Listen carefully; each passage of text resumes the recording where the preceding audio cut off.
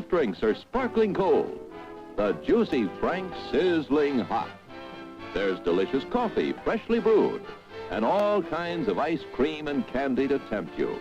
Showtime will be announced loud and clear to get you back to your car in time. So stretch your legs. Come to the snack bar now.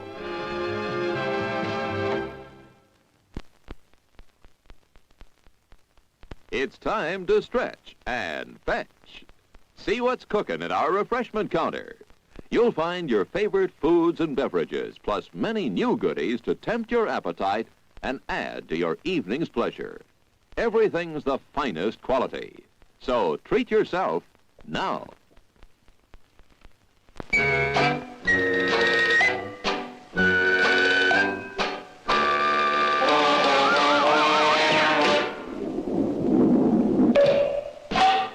Nine minutes to go to showtime. Popcorn, rich with hot melted butter. All kinds of candy. Sparkling soft drinks. Steaming hot coffee.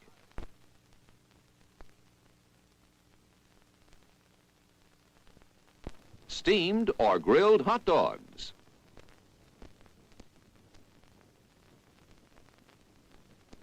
Crispy hot fresh French fries.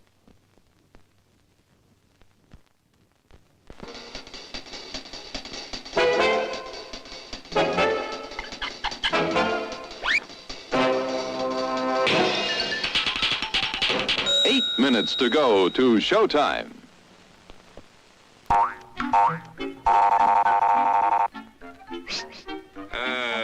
Yes, sir. May I help you? I'd like 2 of those, please. Hot dogs? Yes, sir. And 3 of those, and 1 of those, and 5 bars of these, and a cup of that nice hot liquid. Coffee. Coming right up. Oh, and 2 bags of those peculiar white puffy material. You mean our crunchy popcorn? Shall I wrap that for you, sir? Oh, that's all right. My saucer's just outside. They come from miles to enjoy our intermission.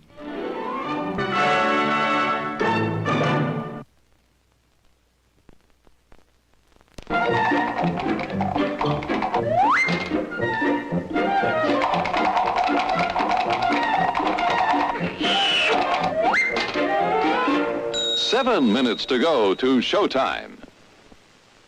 Hot popcorn just popped.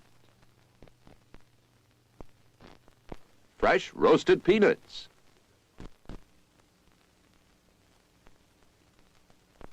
How about a pizza? None better anywhere.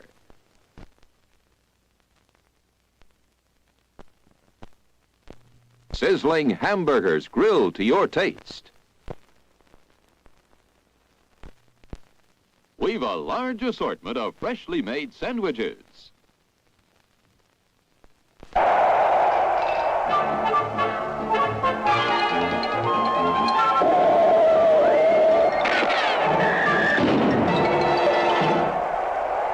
Six minutes to go to showtime. I'm sorry, sir. This is a private mountain. But I only wanted it. This mountain is reserved for patrons of drive-in theaters. But it's a supply depot for all sorts of good things, which people can get at the snack bar, like soft drinks, hot dogs, good hot coffee, candy bars of all kinds, delicious popcorn, and refreshing ice cream treats. But I am a patron of this drive-in. Well, why didn't you say so? Be our guest.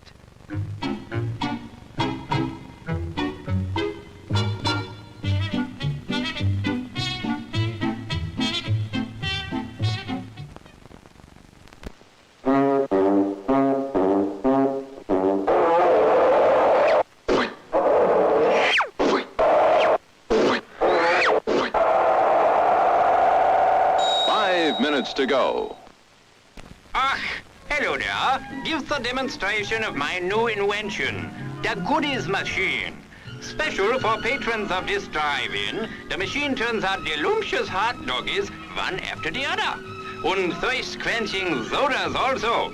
Gives popcorn of the most tasty kind, plain unbuttered. Candy too, crunchy and dandy. Steaming hot coffee and ice cream too.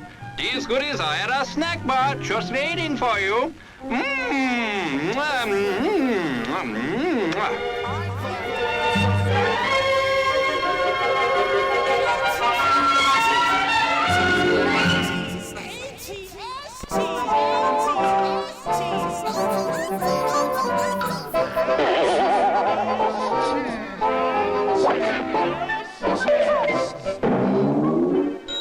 Minutes to go to showtime.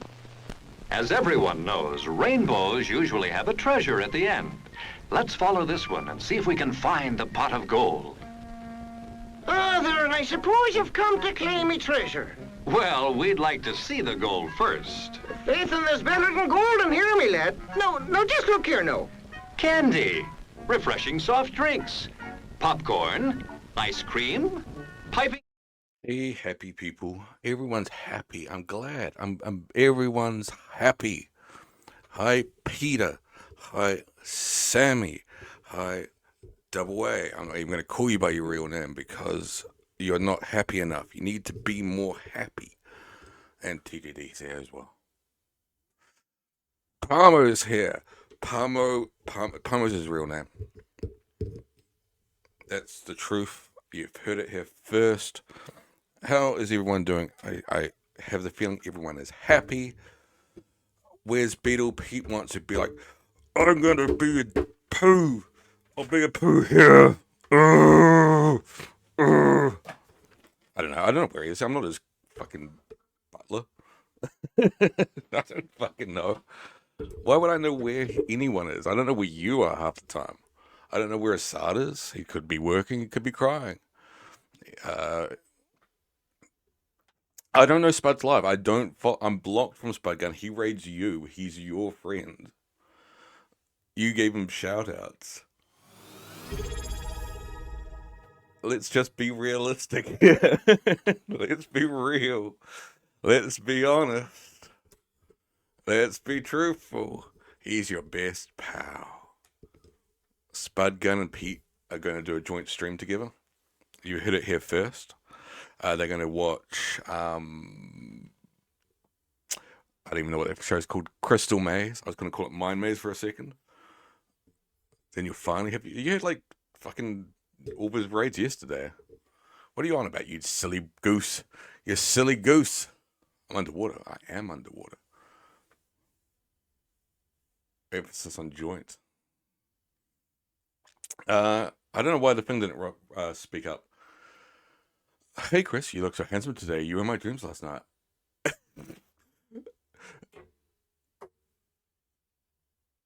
I assume as I or you, Assad, busted your load, or whether Sammy's back or Sam's back.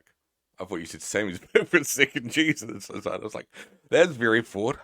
I know Sammy is very, very attractive, but fuck, do you have to write that in the chat? Jesus. So, I guess we'll go for that elephant in the room first. Assad wants me to talk about my meeting with Sam. Yeah, I figured that's what Pete wants to hear, so he can go fuck off and act like a adult, or whatever the catchphrase is. Grow up or fuck off, pick one. I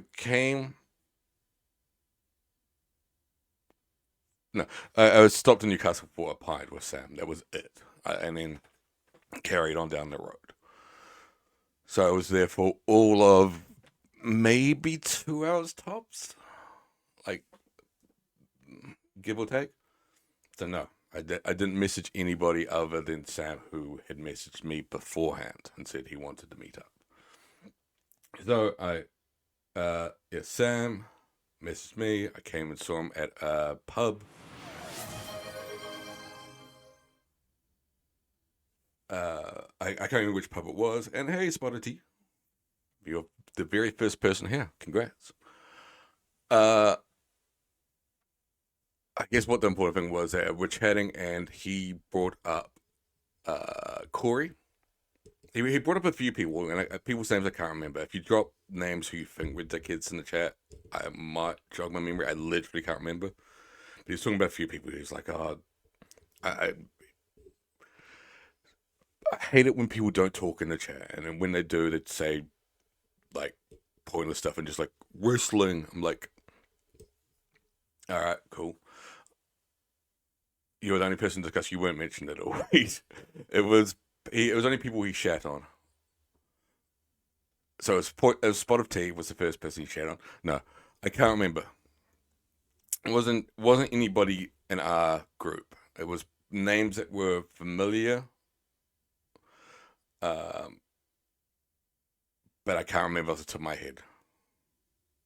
It's definitely Sammy. Sammy is always causing shit. Sammy, stop your shit causing. It wasn't Palmer. As I said, it would be if it was somebody in our group, I would remember who it was. But it was, one of the usual fuckwits in the thing. Imagine if it was Skoski. That would be fucking hilarious. I can't remember who it was at all. But yeah, he was shitting on someone, and he was also shitting on someone who... What the fuck was that? Who... kept bringing up Steph. Apparently, I didn't even notice that him and Steph had broken up. But somebody kept on bringing up Steph in the chat, and he was upset about it. He's like, read the fucking room. We're not together anymore. She's not in the chat. Like, stop fucking mentioning her name, please. And I didn't know she broke up either. I'm fucking ignorant. Well, how was I meant to fucking read the room? No, me money. Now, we're going to discuss Palmer, because he's a sexy little bitch. I don't know why the alert's not working. There's noises happening. I don't know what the fuck they are. Congrats on the noises. Thanks for the sub, Palmer. I love you big time. I will message you next time I'm in Newcastle. As I say, I was stopped in Newcastle for like 2 hours, maybe tops, and then went down to Yorkshire.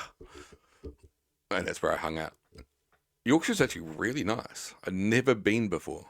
If you're ever in England, actually go to Yorkshire. It's fucking really pretty. Like, legitimately, like, gorgeous place. I can't say enough nice about it. Anyway, after he mentioned whatever dickhead it was, he mentioned Corey. And he talked about Corey's visit and how Corey was like, just like, why are you always messaging shit? Why are you always sending money? Like, we must be bankrupting you by this point. Like, what's going on here? Please stop sending us money. So they had to apparently keep messaging him like constantly to say, stop sending money, please. Because we don't want to be the reason that you're on the street. They mentioned his visit, and apparently what he wanted most of all during his visit was a genuine British experience, which in his mind was a Weatherspoons. They desperately tried to get him very, very drunk one night as well, but he just wouldn't do it. Okie dokie. That was his genuine experience. No, he went to Weatherspoons. Is a chain restaurant. For those who don't know, Weatherspoons is like a massive chain restaurant, which is, I don't know what you would compare it to. Maybe a Denny's is probably the closest thing I can compare it to in the US sense. It's just a massive chain that serves crappy food for low cost. That's fine. Yeah, TGI Fridays. That's another good comparison. That's like sort of just, it's that shit. It's crappy food that's not horrifically crappy, but it's just, it's crap. It's crap, and you go there knowing you're going to get crap. But to him, that was his authentic British experience, and he desperately wanted to be taken out to a Weatherspoons. As I said, they also really, really wanted to get him drunk because I think they just wanted to fuck with him. Did he get a Greg's? I don't know. He got a Greg's thing. He posted that on his thing. He wanted to be wined and dined by his boyfriend.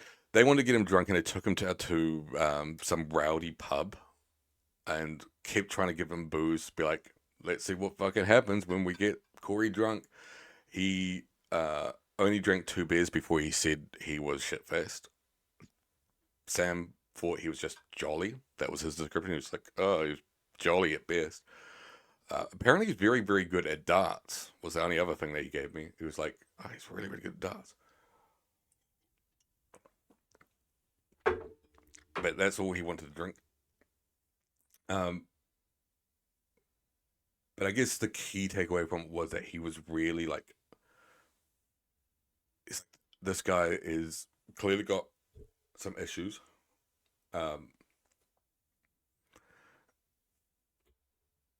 He's spending way too much money on us. We've had to discuss with him several times, and that's why we had to remove him as mod.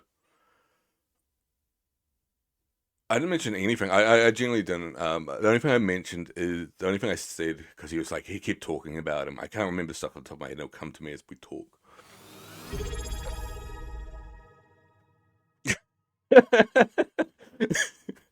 I don't know why one of my alerts are working. I have to investigate that, but that's amazing, Sammy. Come to the States, come back to the States, rather, and I'll give you an authentic American experience of Applebee's in jail. I've never actually had Applebee's. I don't think I've had any American chain, to be honest, when I've been there. Other than McDonald's one time, which was because Pete told me to go, and I was just walking around Seattle by myself. And I was just like, I don't know what I want to do. He's like, get a McDonald's. I was like, okay. But I think that's the only thing I've had, chain-wise, while in the States. Oh, I've had In-N-Out as well. And that was with Sammy. No, In-N-Out burger I had in LA. That's why you booked the jail? You booked a jail experience. No, I don't think I've had any other things. I've like when Pete and I were together, we just had a hot dog and that was it. A hot dog and a donut, which is now very oddly sexual now that I think about it. And he was the donut. That's what we had, right?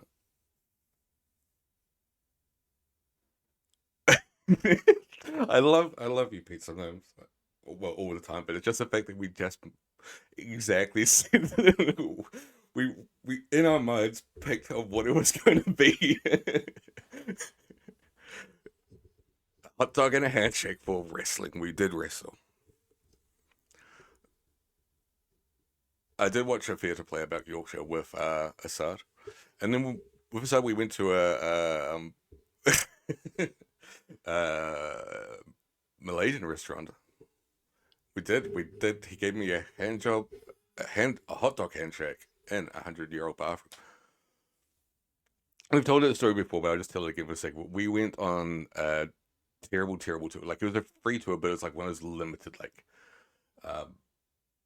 super, super limited. Like, it was like they allowed 10 people a month to do this tour of the New York Public Library.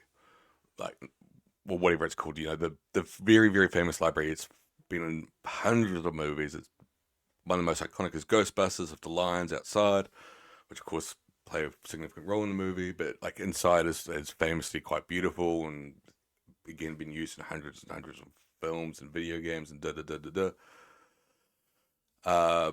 but you can walk around some of it, but there's that main inner room with the like stunning ceiling is only accessible via this tour, and the tour guide was clearly some student who's come, I guess, from China. I think she was from, so she had not great English, or somewhere where English wasn't her native language, so she's quite bad at the thing, but just would talk about the most pointless stuff. Like, there must be stuff interesting about this building.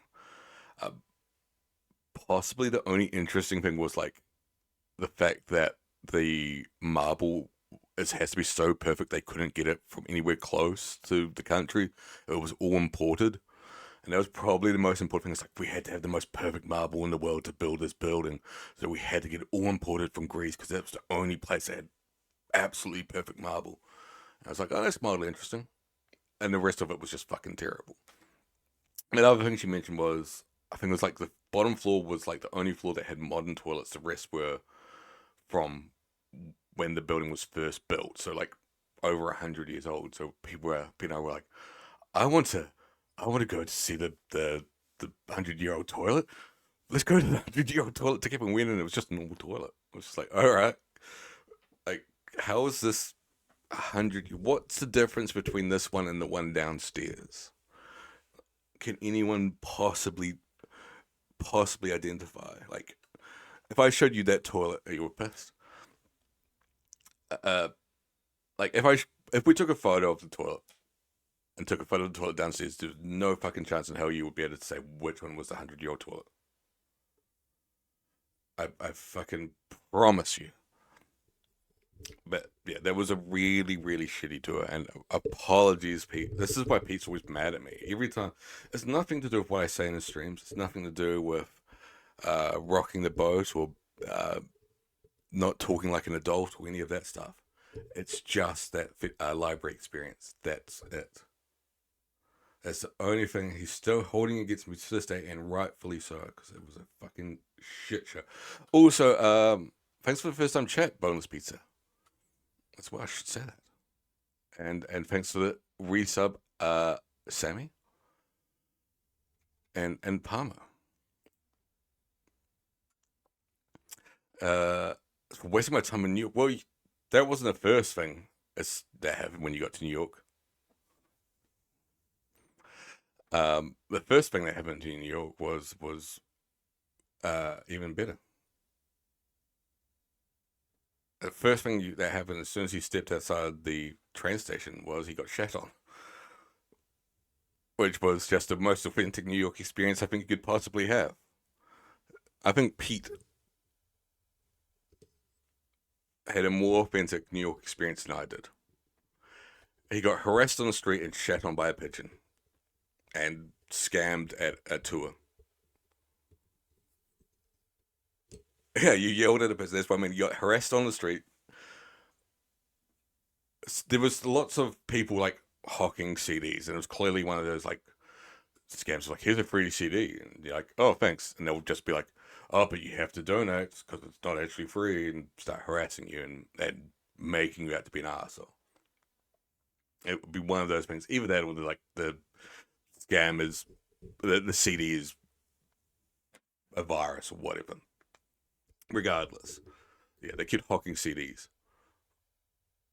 He needs to Jerome would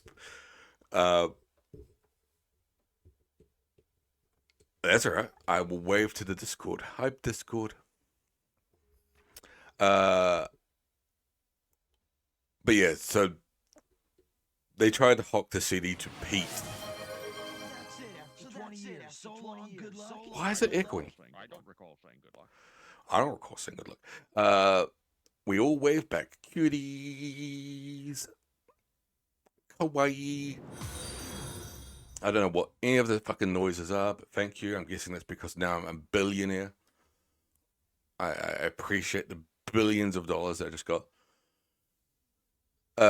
Yeah, so one of the guys tried hawking a CD to Pete, and Pete was like, no thanks, please. Quite polite. I wish my radio worked. And that one doesn't echo. All right. Pete, you fixed it. Thank you, Peter.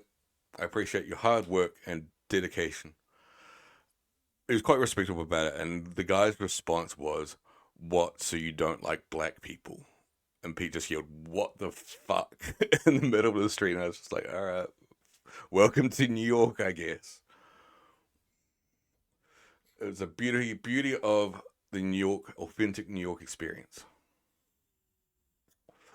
I just like march past these people at this point, because I've had enough of those types of people in my travels. You just get those people everywhere. It's not a New York thing, I guess. Like, you get it. I was get it everywhere in Japan, you get it everywhere in Istanbul and all those places, just people hawking you shit. So it's just like, just it's easier to ignore them than it is to uh, even say no thanks, because it just gives them something to bite onto. The cheeky fuckers. But yes, I agree with you, Roy, that Pete, you need to travel, because you never traveled before. You haven't left the country, so it doesn't count. Even that train ride to New York does not count as travel.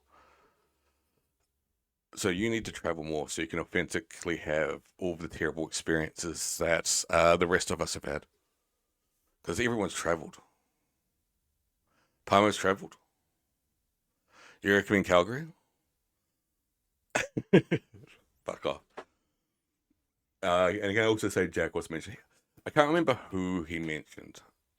Again, if you can remember, you haven't traveled yet. Okay, fair enough. So Palmer hasn't traveled either. But he will. Because he's going to go visit Sammy.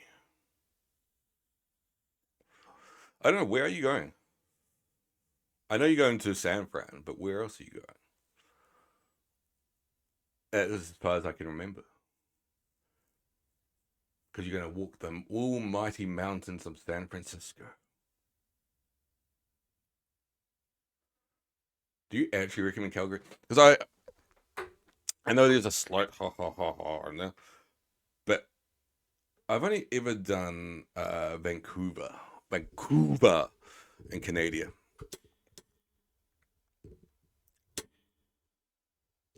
I only traveled to Pakistan, which is down the road from Birmingham. It is just a hop, skip, and a jump away. When I was in Birmingham, we walked down the road. Todd and I walked down the road for a little bit, and then, yeah. I was like, shit, we're in Pakistan. He's like, yeah, I know. It is. It's how you pronounce Vancouver. I actually like Vancouver a lot, but the problem is, and probably the same if I visited again now, is fucking forest fires destroyed my lungs. Like, I'm clearly got the worst lungs at the best of times. And when I was there, they had forest fires in Vancouver. Now, of course, it's in LA, which is fucking horrible. But they just absolutely just destroyed my lungs. So I was just spitting fucking bile the whole time I was there. Very pretty place, though. But I'd love to see more of Canada. It seems like a nice place. I have now sort of figured that Canadians are just as annoying as the rest of the world. I always thought, like, I always went with the stereotype that Canadians were like these lovely, like, I'm sorry sort of people. But holy fuck, did Canadians annoy the living piss out of me during my travels. I kept bumping into them, not literally, but kept encountering Canadians, and you motherfuckers are annoying. Especially TJD. He was the worst. He kept trying to tell me that despite all his rage, he's still just a rat in a cage. And I was just like, look,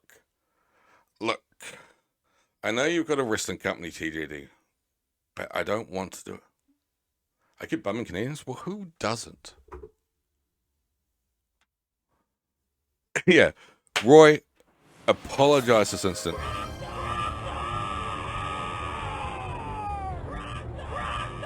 Trogdor.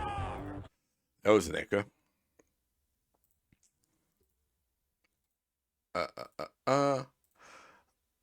Yeah, come on. I'm not.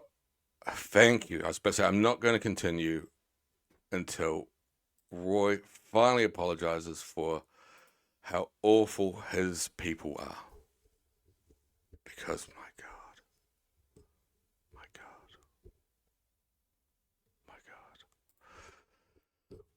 Thank you, Roy. Apology accepted. No, I think everywhere is just terrible. Everywhere and everyone. Especially in Birmingham. Never going there again.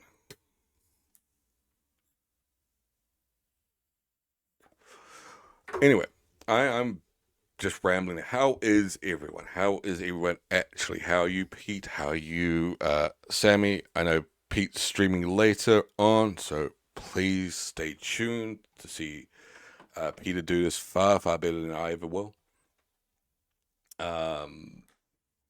Sammy will then follow and be far more appealing than I ever will. And then Assad will come on and we'll all go, fuck, I miss Chris. Why isn't Chris streaming right now? Why is Assad online? And then Palmer will stream and we'll all jump across to him.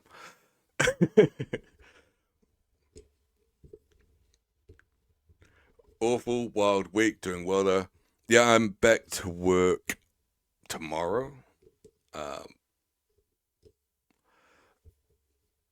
That's if I can find my work pass, which I have no fucking clue where it is. And because I obviously work in a very secured building, I can't fucking do anything without it.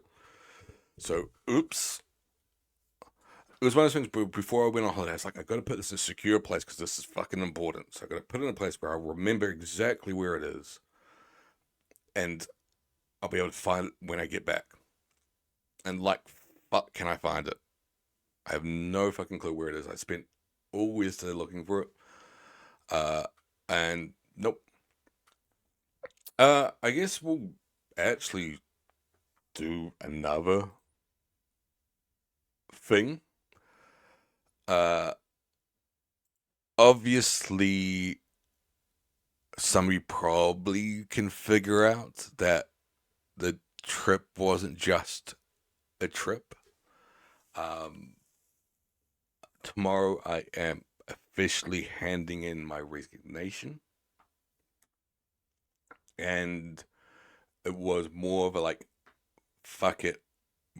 I'm going to move to the other side of the world. This is going to be a thing. We're actually going to go there. I very much that it was. I was always going to do it. Like, yeah, it's 100% coming from shit. So, like, work was a shift that I didn't want.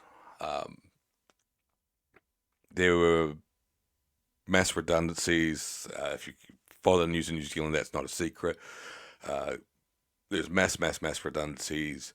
They can't make you redundant up front. There's employee protections to say we can't just go out you get. They have to sort of give you an opportunity to move into another role that they think you could be suited into. So it's like, all right, cool. That at least allows me to pay bills for a little bit longer. But I was moving to a role. I'm just like, oh, this will be all right. When I looked at it on paper, I was like, I can do that. That's fine. I'm like, this is just not within my tool set. It's not within a place that's making me fucking happy. It's not within a place that I can enjoy and like feel like, you know, even the best jobs, you're obviously going to be like, oh, I don't want to go into work today. But this is just very much, I do not want to go into work today. I can't go into work today. I don't want to face going into work today. Like, it was really, really bad and still is. Like, the fact that I'm going to have to carry on this for a little bit, I'm just like, fuck. Like, this sucks. But it was just the ultimate decision of, like, it feels sometimes there is more value in mental health than there is in just paying bills. I'll be fine financially, at least for a little bit. But this is, of course, like fucking massive uncharted territory for me because I haven't been unemployed in like a long, long time. So it's got the first time in a long time I've actually been sans job. But as I say, like, there's just like, if you're in a lucky position that I'm in, and I acknowledge my privilege on that, like, you just sometimes need to be like, you need to look after yourself, and if you can, please do, because it's not worth making yourself fucking miserable every day. And if you're not, I don't know what to say. Like, I genuinely don't. I'm not gonna fucking pretend to have the answers for that shit. But really just try to look after yourself if you can and do what you can, because holy fuck, when you're having just literal nightmares about life and about, like, nothing exaggerated, like, not this fucking crazy scenario of, like, going to work and the fucking elevator pulls down and everybody's screaming and it's just like, just work. It was just literal a normal work day. I'm just like, I can't fucking do that.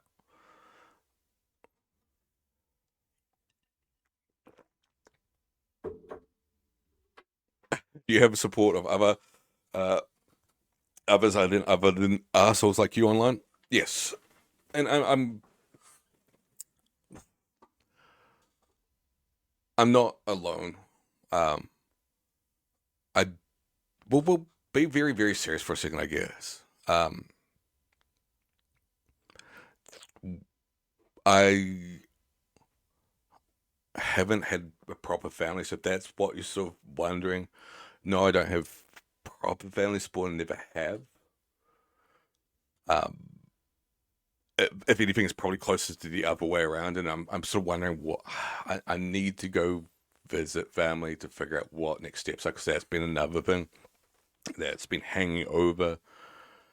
I think Pete might be the only one in the chat that knows the full scenario, well, at least close to the full scenario. But there's just stuff there that needs to be sorted out, and it's still hanging over.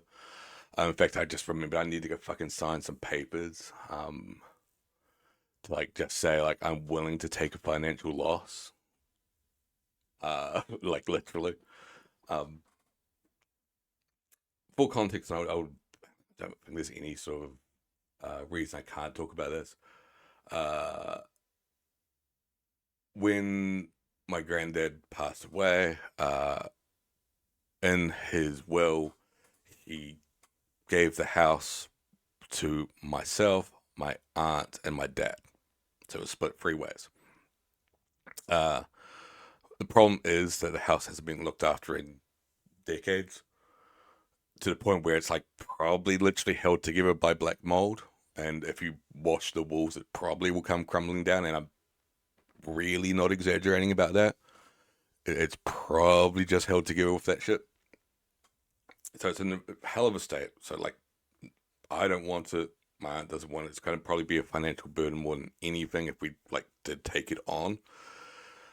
My dad lives in it currently and doesn't want to leave it. And just like, you can't fucking be healthy in there, because this place is not wood resistant. It's not water resistant. Literally, it's leaking constantly. It's not health resistant at all. So please get the fuck out of there. Our plan was to be like, all right, let's sell this place and move on. We hadn't heard anything from the lawyers who do this stuff for ages, for a long, long time. So we waited to be like, can we sell the house yet? Can we sell the house yet? Can we sell the house yet? The reason we couldn't was because the other thing that was in the will was that I would get all of the money that was in the bank account at the time.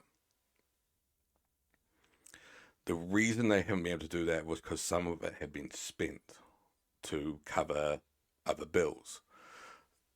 So they couldn't use, they had to wait till the money had gone back up. They never told us this, but they had gone back up to what it was at the time he passed away, so they could give me that money and they can move on, everything happy as Larry. But they just didn't tell us that, and they just kept things frozen, and we're just like, what's happening? Eventually they told us that, and now I have to sign some paper, because this money's not going to fucking come from anywhere. Nobody's got the money. So I have to sign a piece of paper to say, yeah, I'm all good with not getting that. I just want this fucking thing to move on with. So also why I'm wanting to be like, oh yeah, papa, is so I can just like, oh yeah, I'm out. Bye. Like, I'm moving country. I'm done. That's also, yeah, as I said, I don't know if I actually mentioned that. yeah, the reason why I'm wanting not to leave the job is not just to leave the job because it's making me miserable, but because it's time to move to Scotland. It was something that I mentioned here a while ago. It's happening now. It's an actual thing. It's the ball has started rolling on that. So we're actually going to get out of this place. And I am fucking delighted.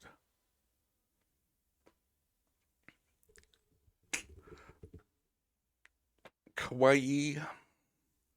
Anyway, we're going to play again because I'm just rambling for the sake of fucking rambling. I need this. I'd gone from talking about my nice little drink with Samuel to you can see my uncle Frankie Boyle. We've got the same ginger beard. My beard looks so ginger right now.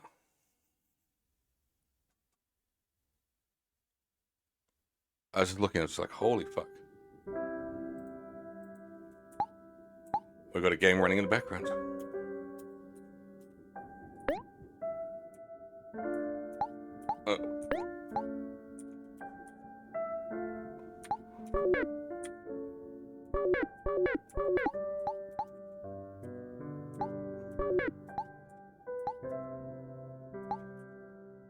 I don't know what I'm doing. Alright, let's fucking play a game. Cheers for sticking with my rambles and all that shit. Oh yeah, and we've still got the giveaway to happen. Obviously, we lost subs over my time away. That's fucking fine.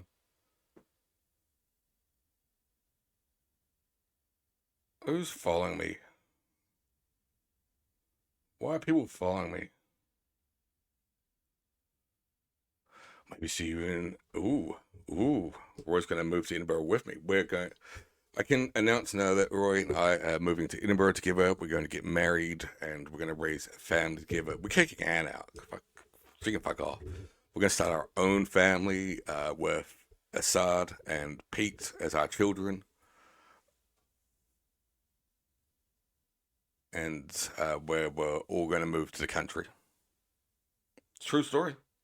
You heard it here first. I know that'd be cool. Like genuinely, the fact that you're moving there just makes life easier for travel stuff. I don't know if anyone's. I think you've actually traveled to Australia, Assad, as well. I vaguely remember you mentioning. I don't know if anybody's made the hop, skip, and jump to New Zealand, but even then, like New Zealand's like another 4 hours flight. I did stop it. Yeah, it was literally cause, and this is my ignorance. It's like, oh, maybe I can make that like because I had a car. It's like, oh, maybe we can make that drive to see Anne. And I was like, looked and I was like, it's a day. It's a day's drive to get there from Vancouver. I was like, ah, fuck. I know Canada is big. It's fucking huge, but I was just like, still in my mind, was like, oh, it'll be like, 9 hours tops. Surely we could do that easy. Do 9 hours, get a hotel, do 9 hours back, piece of piss. But nope. That was my ignorance of geography on full display there. But, well, my bad. Sorry, Anne. I was genuinely entertaining the idea. I was like, oh, that'd be cool. Like that's not far to travel. Yeah, well, it's the length of the entire New Zealand. In my mind, it was about the length of Wellington to Auckland. It was like about the length of the North Island. I was like, that's doable. We can actually do that. It's gonna suck because it's not like it's still gonna be a long drive, but that's actually doable. I will also. I guess say Canada is on the visit list again, relatively soon. One of the it's on the list. It's something that is on the list to do possibly this year. I don't know when, but I think it's just generally something that's going to get done relatively soon.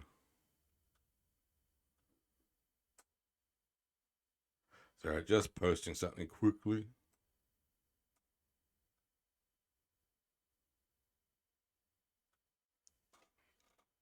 But I'm not sure where. I can't remember where it was.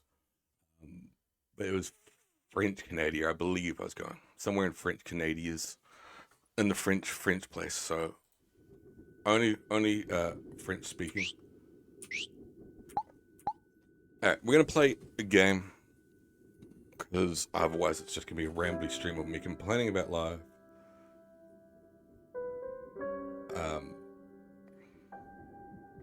And nobody wants that. Otherwise, I'll see you in Edinburgh, Roy.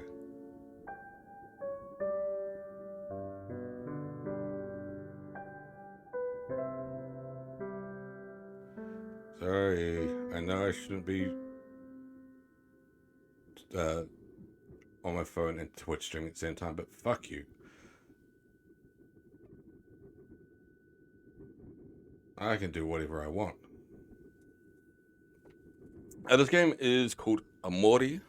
We'd started at one point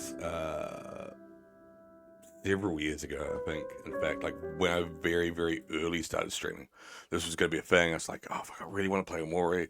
I've heard amazing things about it. We started, and then that was it. I was like, cool, I'm done. Not because it was a bad game, but it was just because I don't think I wanted to commit to like a long game at that point. Like a lot of stuff I'd played were like the FMB games, so they were quite short. They could be done in one, maybe two streams tops. But then that like even like the Police Quest games and all those point and click games, again, maybe one or two streams tops. So I was just like, oh, this is easy. I get to do like a game per stream, or not, if not just over the two streams I do on the weekend. This is a piece of piss. But no, I didn't like doing long form games, and I'm thinking like, let's just fucking do it. Let's go to a long form game. Let's play a game that's going to take me, I actually don't know how long this is, but maybe a few weeks to finish. If not a month or a couple of months even to finish. The other thing I'm wanting to add, and somebody gave me the idea in chat, I can't remember who it was, is introducing a wheel. So every maybe Friday night stream, I'll play Omori, and then a Saturday night will be random. I've got a wheel, spinning wheel. I can write on it like, come in San Diego stream, Price is Right stream. We'll play a point and click game, blah, blah, blah, blah, blah. And Sunday, Saturday nights will be completely random. Like, just spin the wheel, make a deal, and see what the fuck happens. So I know this game is about mental health. There is a trigger warning before the game starts to say this game deals with depression, anxiety, and all those sort of things that come along with it. So I guess trigger warning for chat as well. I know there are horror elements to the game as well. I don't know to what extent any of that stuff is. Like, I'm completely ignorant on whether we're going to see something very, very graphic. We're going to see something very, very explicit. I just do not know. I cannot tell you. I've got no knowledge of how this game deals with its subject matter at all. Other than that, I've heard that it's done well. And also the game's just telling me not to worry. Everything's going to be okay.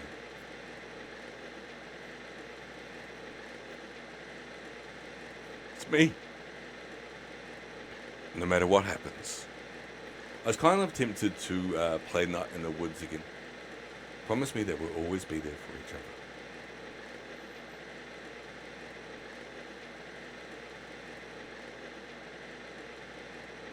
Just in terms of promise me, and doing a game that deals with mental health, I thought was sort of where I wanted to stream today, weirdly.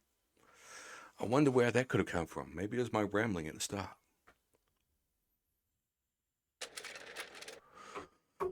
Welcome to White Space, also known as the Deep South.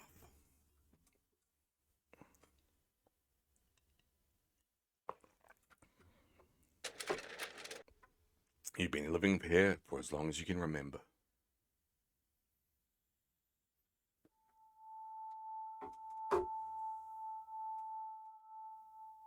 It's very white.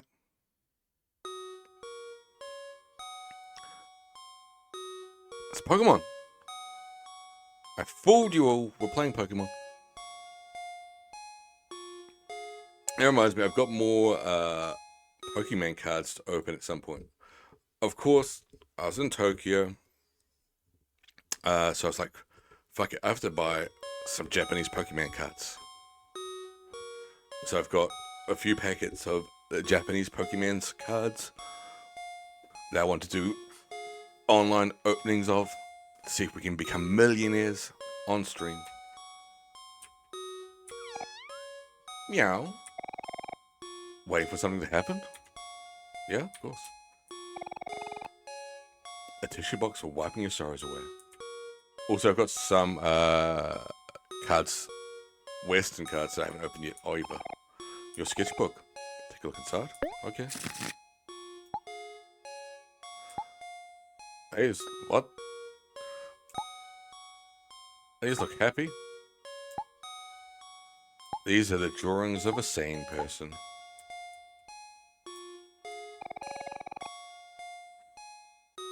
A light bulb hangs from the ceiling, wherever it is. Sure, stare into a light bulb.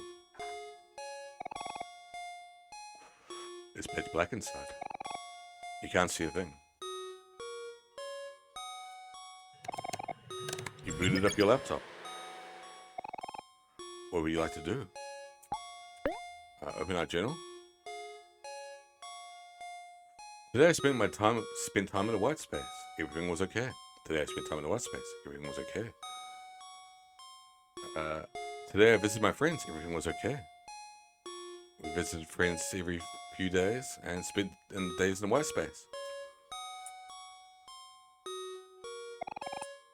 Stare at our screen. This also feels very Undertale. You stared at the screen. It's been done. We've done everything we can now. The heat from the laptop warmed your lap. It felt nice.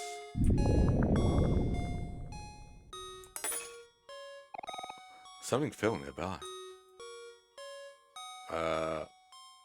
Oh? We can't leave. A white door casts a faint shadow. What would you like to do? Stare at the door.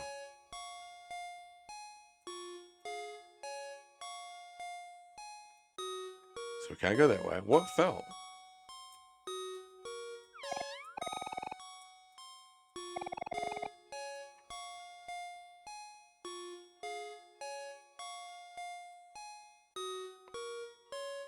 Those things attack you when you get near them. So you obviously can't.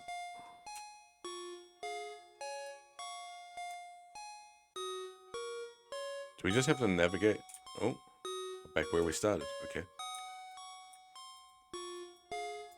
Riveting. No, we've already looked at that. Oh, we're gonna find the ceiling. That's what we're gonna do. Yeah. It's coming to get me. We're back.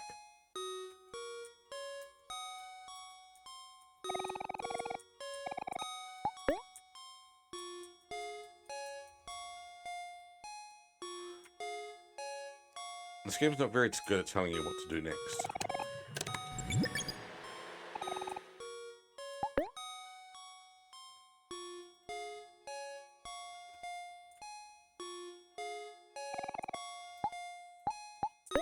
Oops.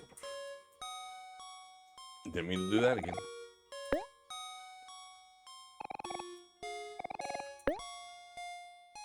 I was only assuming before, and that's why I got sidetracked. I know people said that it's been a week. I just assumed it's been a week because people have gone back to work. So apologies if that assumption was wrong. If you do have something you wanted to vent out, I am not going to have this space be like no venting space.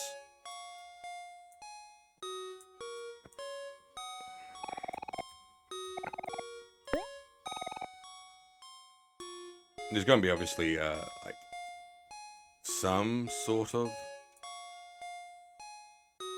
condition to that. But yeah, in reality, I'm not going to be like, can I talk about stuff here? How do you think you can talk here?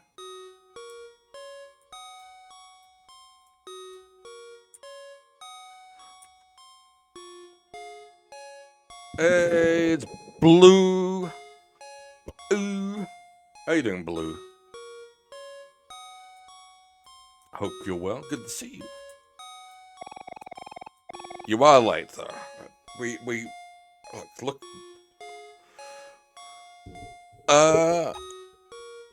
I'm good. There's a pause there. I just had my rant about life and all of the things within it. But you know, it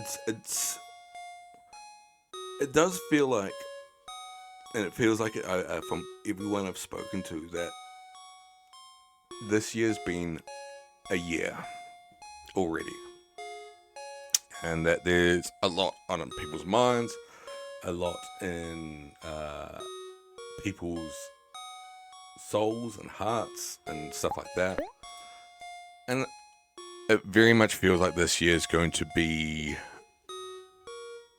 for me at least, a year of change. You're probably the first person, in all fairness, outside of my fucking family, of course, to know that the move was coming. Obviously, I'm back home now, but I did tell the chat that the move has actually started. I sort of kept it a bit.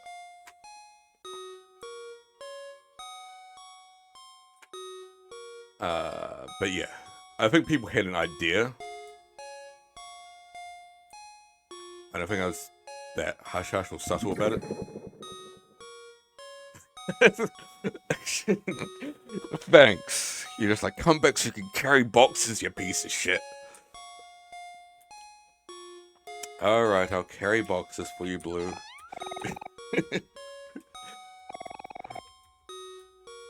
Hey, look, Blue, there's a tissue box for one. You have 2 weeks to get here. I don't think that. No, it's not gonna be 2 weeks. I did see, because you posted, I didn't want to. Oh no, I feel so bad. Fine, fuck you then. I did see you posted in Vix's channel. I can't remember if it was your channel or Discord. It was with Vix that you were moving. Is there some move that was happening beforehand? Or has something happened? That's what I was wondering. And you don't have to say here, obviously. It was just like something that was on my mind when you posted. I saw you post it. I was like, oh. Is this a new thing, or? So the same thing that was happening last time.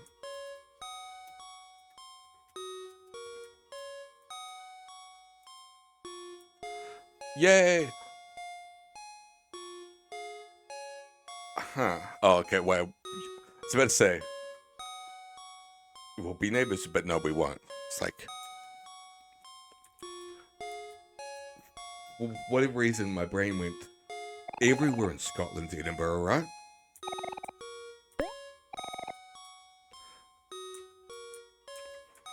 That's too far. I'm not visiting you. Jesus. That's too much effort.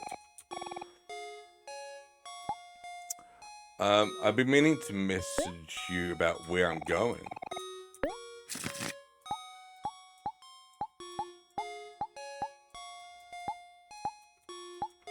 I have been meaning to message you that.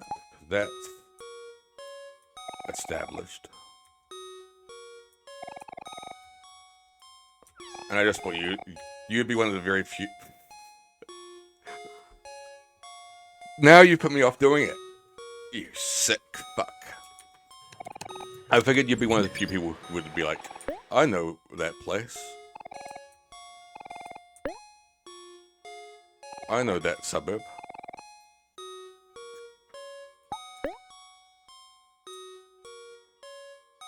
I literally have no idea what we're meant to do.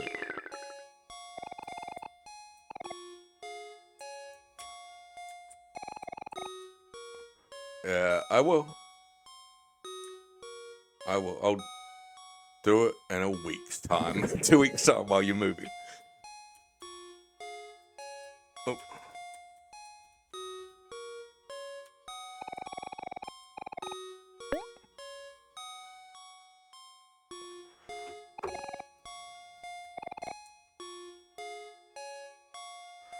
I literally have no idea what we're meant to be doing.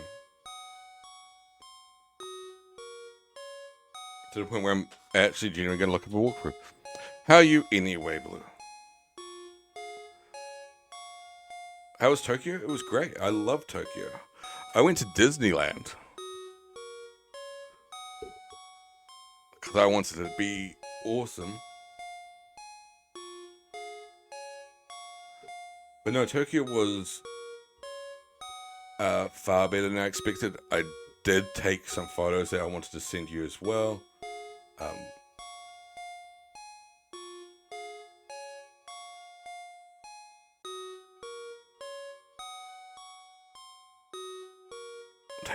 Well, I did offer. I was like, hey, I'm going to Tokyo. Do you want to come? And he said, fuck you. And I was like, all right, fine. Gosh.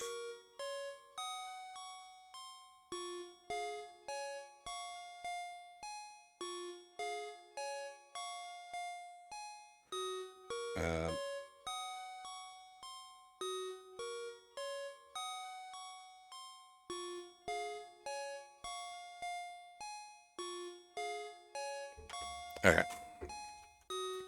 It was that word, and you went, fuck you. I was like, whoa.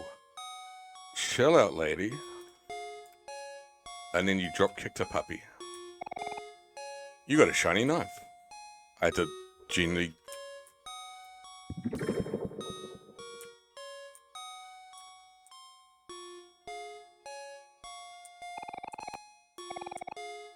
Open the door.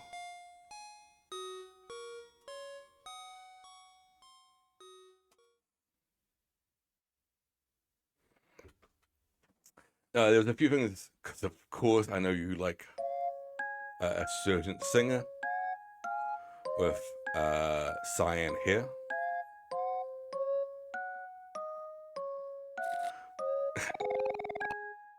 You get a new bed, a new bed. Congrats, you've been needing one. That other one was broken from. I'm gonna be really, really crass, and I'm not going to. I was gonna be an absolute dick. I need to stop doing it. It should be my New Year's resolution to stop being such a dick. It's gonna be all the senseless routing. You've broken it.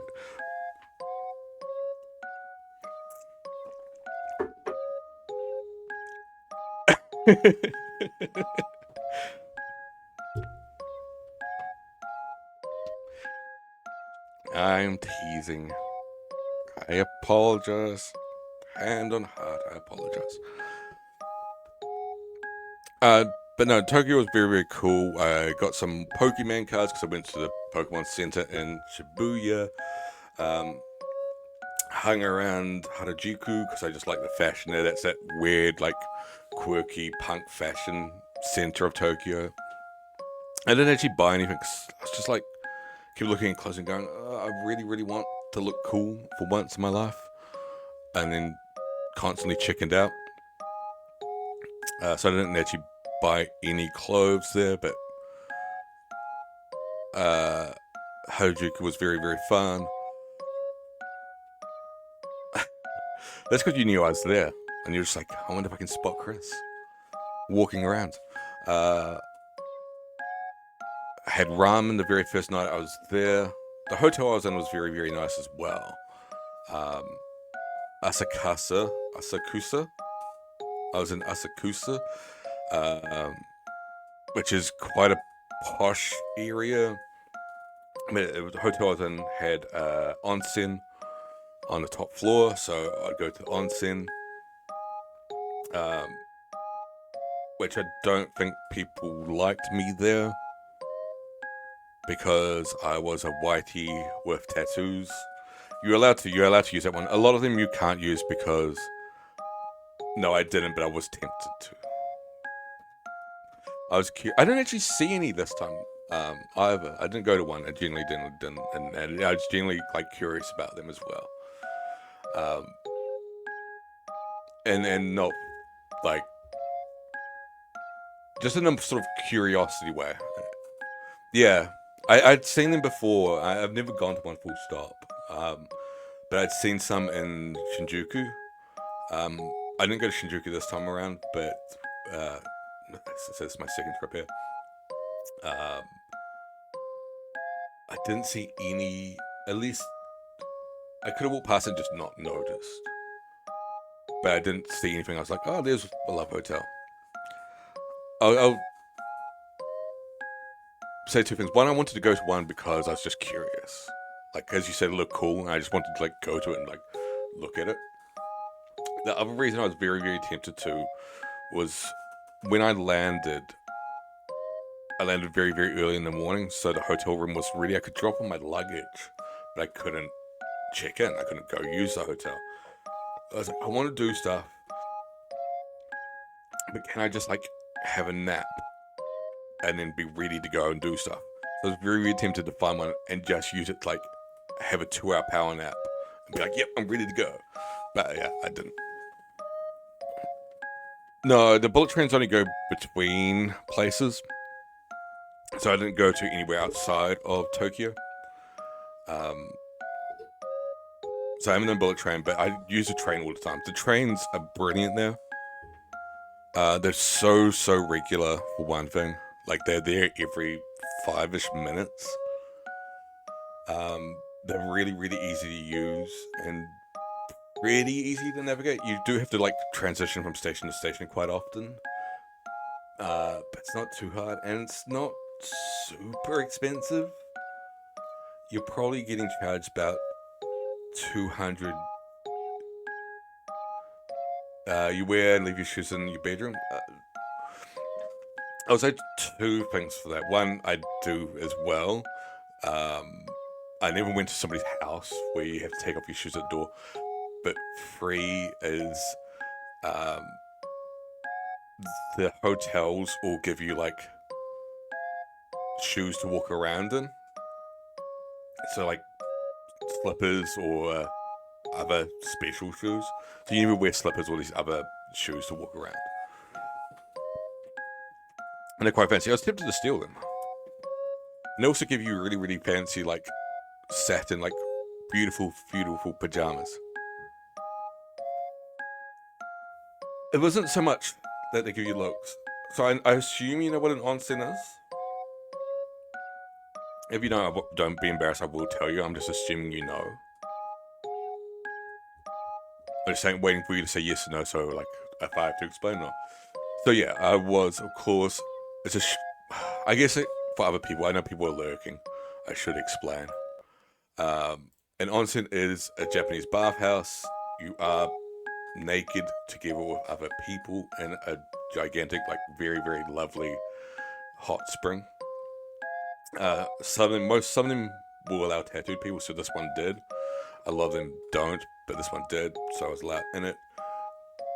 But I have the feeling that I would sit in there alone. There'd be other people around, but people wouldn't hop in the water because I think they were intimidated by the fact that I was tattooed. I think they were sort of a bit nervous around me, going, "Oh." There's definitely ones you'd be allowed in, but as I said, the one in the hotel I was in would allow tattooed people, no problem. Outside that, it's fine. But it's just the fact: are you comfortable being nude around other people? I was, so yeah. Like, it doesn't bother me. I'm like, okay. It's just me. Like, yeah, I'm a bit fat, but okay. We can move past that. Like, I do have genuine, like, body issues, but not enough to be like, you can never see me naked. So I'm all good with that. Anyway, let's carry on with this game. But yeah, there were people. My point was there were people who like would sit. There's the springs over here, which you can sit in and rest in, which are lovely. There's a sauna in another corner for you to use that, and then there's like seating areas with showering stuff in it. Absolutely, please do. Showering stuff around so you can sit. You're meant to shower before you get into the waters. You're not meant to bath properly in there. It's to relax in. So you shower, sit, spray yourself, wash yourself, and then get in. And people were just sitting on those while I was in the bath. It's like, I'm not gonna like attack you. You know, I'm just chilling, sitting in the bath. I'm just like relaxing. It's all good. But no, it's very, very cool. But yeah, I was going to say, the first night I had ramen, there was a ramen restaurant like next door to the hotel, and it was fucking amazing. It was so, so good. Like, ramen is such a class food. And I do love the other thing in Japan, and it's only spawned my brand because of the ramen thing, is you go to these like machines, and you just like pick what you want. So you're like, I want pork broth with this type of noodle, with this type of meat, with an egg, and I want a glass of beer. And you enter all of this stuff in it, and it'll print out like a slip of paper that you just hand to the waitress. And then like 10 minutes later, you get your food. It's fucking so cool. Like, I just love how that's done. It's such a great way to get food. Like, rather than like negotiate, trying to figure out what things are saying on a menu or any of that stuff. It's just like, fuck. It's so, so easy just to be like, beep, beep, beep, beep. Piece of paper. Here you go. Here's my food. It's rock and roll. Hi, Maureen. We were hoping that you'd come by soon. Want to play cards with us? We're just about to start another game. Oh. Whoops. Never mind. What? Oh, man, what the heck, Aubrey? You messed up the cards. I was winning, too. Hey there, Kel. There's no need to get so angry. It's just a game, after all. All good. Carry on working. I'm sorry for distracting you from work. Will you ever forgive me? Hawaii.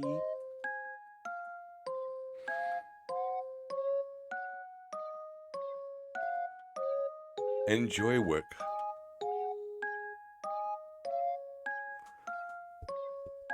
I spent the day packing boxes to bury them with body parts.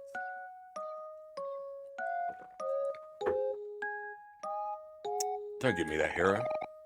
You only said that because you were losing. Boop, boop, boop.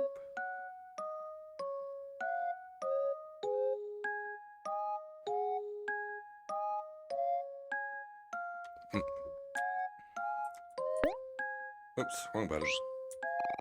What's up, Maury? We've been waiting for you. You and Aubrey have been fighting a lot again. You think they get tired of it after a while, but they're both just so full of energy.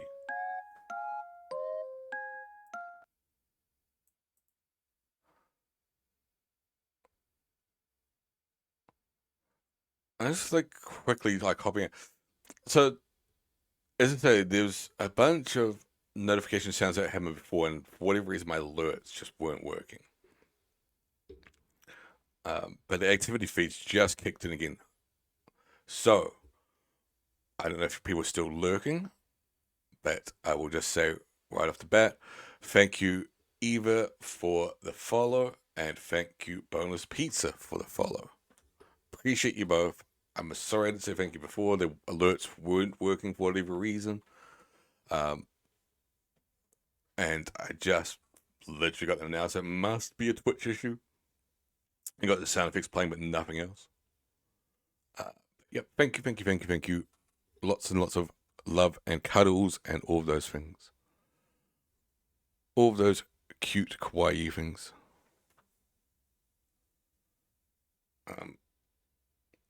With that in mind, I just need to check one thing quickly as well. But appreciate you all. And shout out to you all as well. If you don't follow those people,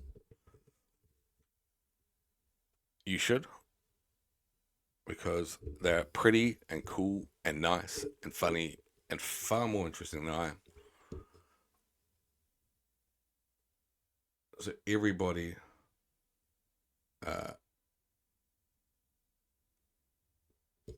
go follow cooler people than me. And also, because they're talking and I know everybody else is lurking and doing their other things with their lives.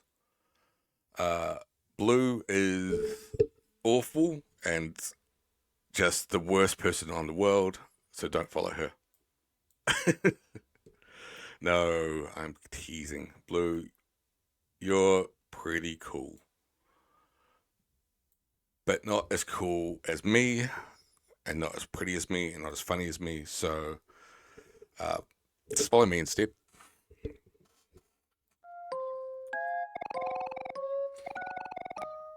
Kel and Aubrey have been fighting a lot again. You think they'll get tired of it after a while. They're both so full of energy. Yo, Maury, look what I found the other day. It's a pet rock. Isn't he awesome? A tiny pet rock stares at you from inside Kel's pocket. I'm gonna name him Hector. Why is Kel always so mean to me? You know, the other day that good-for-nothing stole my stuffed toy and hid it somewhere in this room? Why would he do something like that? He's so immature. I mean, what did I ever do to him? Oh, I know. Can you find my stuffed toy for me, Maury? Pretty please? That tentacle's poking out of the ground. Fair enough. You got a stuffed toy. We did it! It was in the watermelon. There's a movie on TV. That's a Pokemon reference, which is a reference also to Stand By Me. It's a movie on TV. 4 boys are walking the railroad tracks.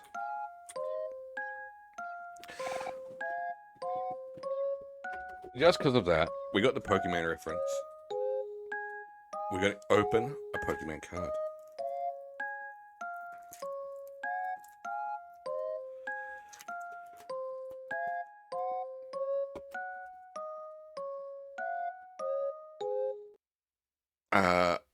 Let's go face cam. Hi. We got a packet of Shrouded Fable to open. So it means I need to quickly, tab. I need to find out what is rarest Pokemon card in Shrouded Fable. So what are we looking for in this? I also got to find out what the card trick is. So how do I shuffle the cards to make sure that the rare is the last one. We have opened the pack of Shrouded Fables before, in fact. So our number one card we're looking for is Cassiopeia. Full art. Shrouded Fable card trick.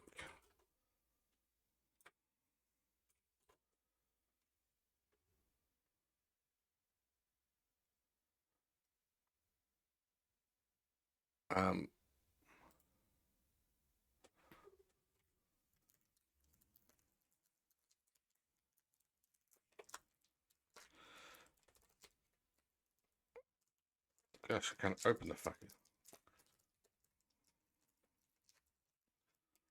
We're gonna get it open. We're gonna get it. We're gonna get it. No, we're not.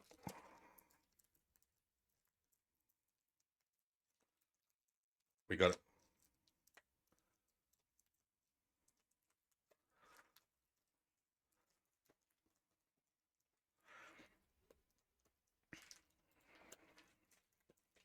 Come on, come on, come on, come on. Open, open, open.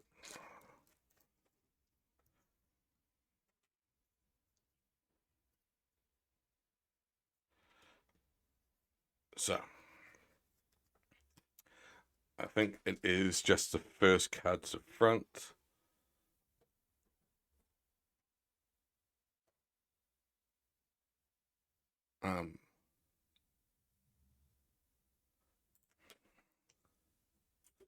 Opening.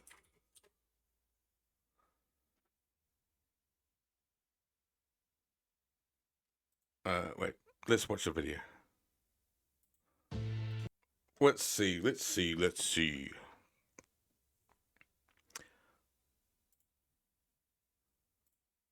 So you open it. We did that part. So far, so good. I think it's bring the back card to the front.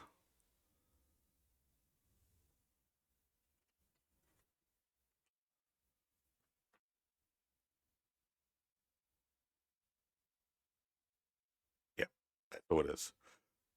So whatever is the last card should be the rare. We've got Basic Energy. We've got Zorua. We've got Houndoom. We've got a Yaroom. Never heard of that one. We've got Tuxcroak. We've got Malamar. We've got a Power Glass. We've got a Crobat. There's a Hollow. We've got Academy at Night. We've got two more. We got a full art Houndoom. I actually think that one's relatively rare. And we got a Hexacross.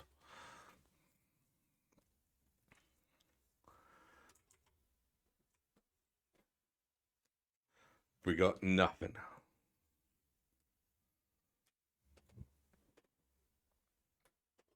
Is what the moral of the story is. Never ever buy Pokemon cards.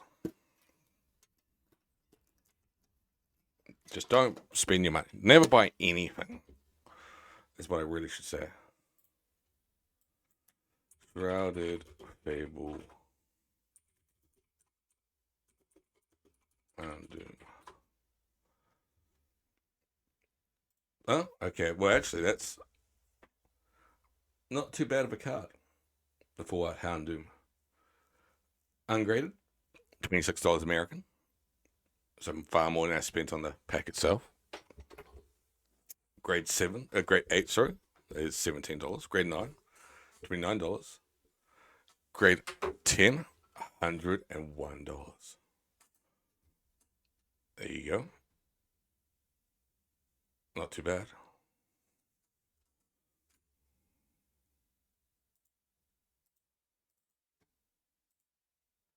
Anyway, let's go back to the game.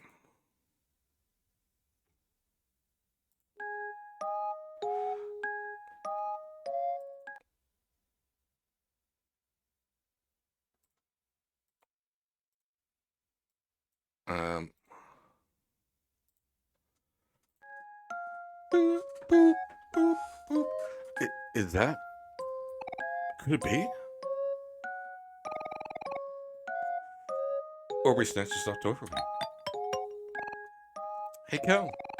Look, it's my stuffed toy. What the heck? Where'd you get that? Maury found it. Lucky for me, I've got some real friends. Serves you right, Cal. You piece of shit.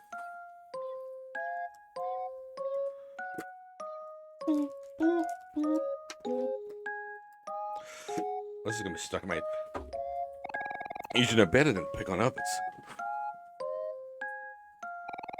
But Aubrey started it. She was the one making fun of me for the mole on your what? It's on his wiener. Aubrey. Fine. Okay.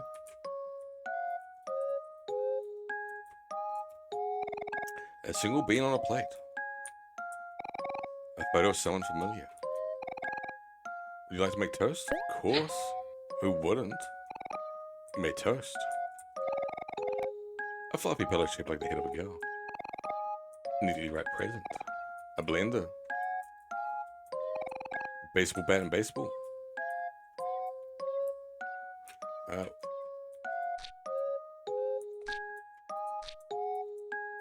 What else is going on here? Hey, Maury, I'm glad it's all settled. Those two always seem to be bumping heads. Mary and Muddy and Basil. Gosh, I can't speak. Muddy and Basil invite us for a picnic in the playground. Do you want to go see them? Yeah, alright. Alright, everyone, let's go see Murray and Basil. We're gonna have a picnic in the playground. Going out of the room? It's at the door. There's a cat at the door. Here's your allowance for the day. You got 50 clams.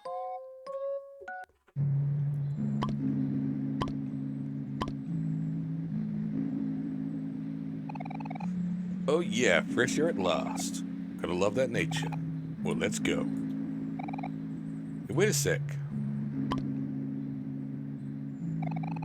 Let me up, guys, I'm stuck. Only if you say please. Good, teaching her manners. Okay, well, stop messing around and get me out of here. Okay, fine.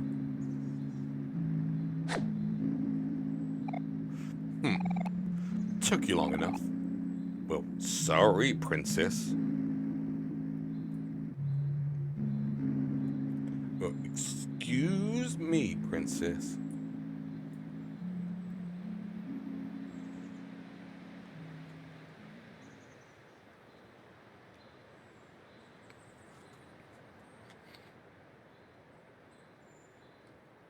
We're going to play for about half an hour longer. And then we're going to watch some of everybody's favorite, Mr. Tim. Because I think everybody could use some more Tim in their life. And plus, I haven't watched any in like ages.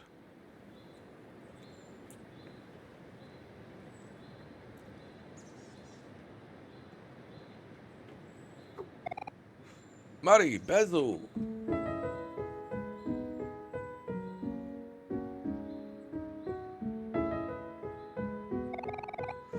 Oh, hello, Aubrey. Hello, everyone. How are you doing today? Hale's being mean to me again. Oh no, not again. How could he?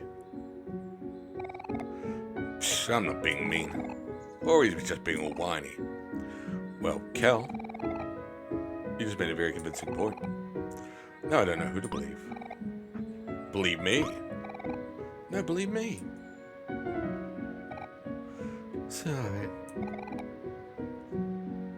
settle down, you two. Why does it always have to be like this? Shut up, hero. Look at you being all respectable. Or responsible. Or responsible. I really like that about you. Hee hee. Come on, Murray. Not now. Oh, hero, you know I'm just teasing. You're so cute when you get all flustered. while we're waiting for you guys, Baz and I were going through this photo album. Do you want to join us?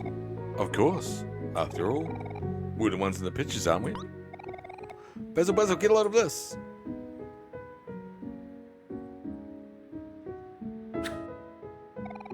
Come on, Basil, take a picture of me. Sorry, Kel. I take pictures of people when I least expect them. I think my Basil, because it's a female. Basil seems too masculine of a name. I like to take photos of people. You like to take photos of people acting naturally when they're not in front of the camera, right, Basil? Or Basil? Or Basil?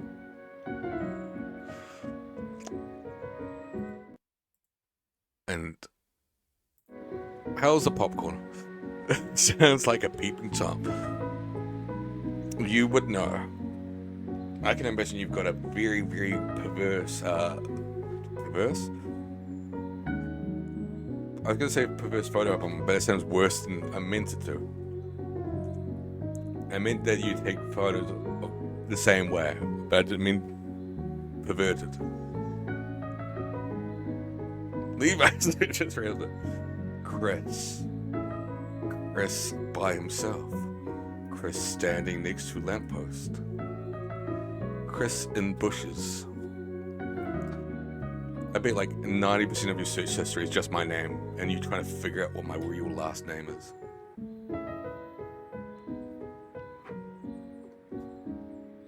Knew it. The other 10% is just Disneyland. Oh fuck. I should have brought that down, but I forgot. I wanted to show that off, but too bad. I bought a bunch of hats. It's Christmas. It's actually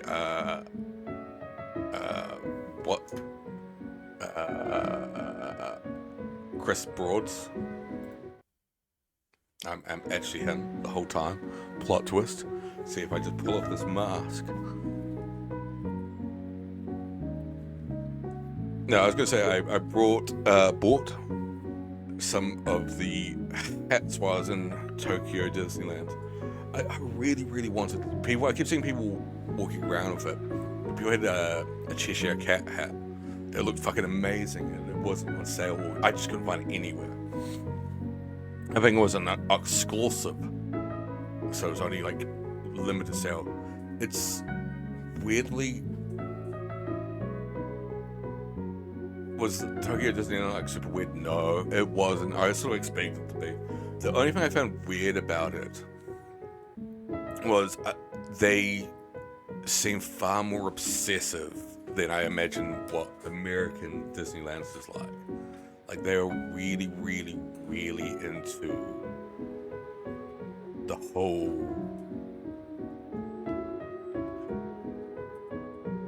I think I've seen a video somewhere. They compared the American animatronics to the, because both do, the American one, and I've never been to the American one, but again, I've seen a photo video comparing them to the Japanese one. Apparently, the Japanese ones are better. They do have animatronics in a bunch of places. They're not that creepy. Like the first ride I went on to was Who Framed Roger Rabbit. And you go through like this thing sitting in the taxi cab from the movie and like riding around the racetrack with like Roger Rabbit, animatronic everywhere, and Jessica Rabbit, which is my favorite part. Of course, I was just like, stop, Jessica Rabbit's there. How do I stop? How do I get off this ride? But no, it was great. But then my point was that they seem way more like obsessive into like the whole thing than I can imagine what it's like in American Disneyland, where you get people like going there. So I was there for New Year's, which means it's like exclusive New Year's merchandise.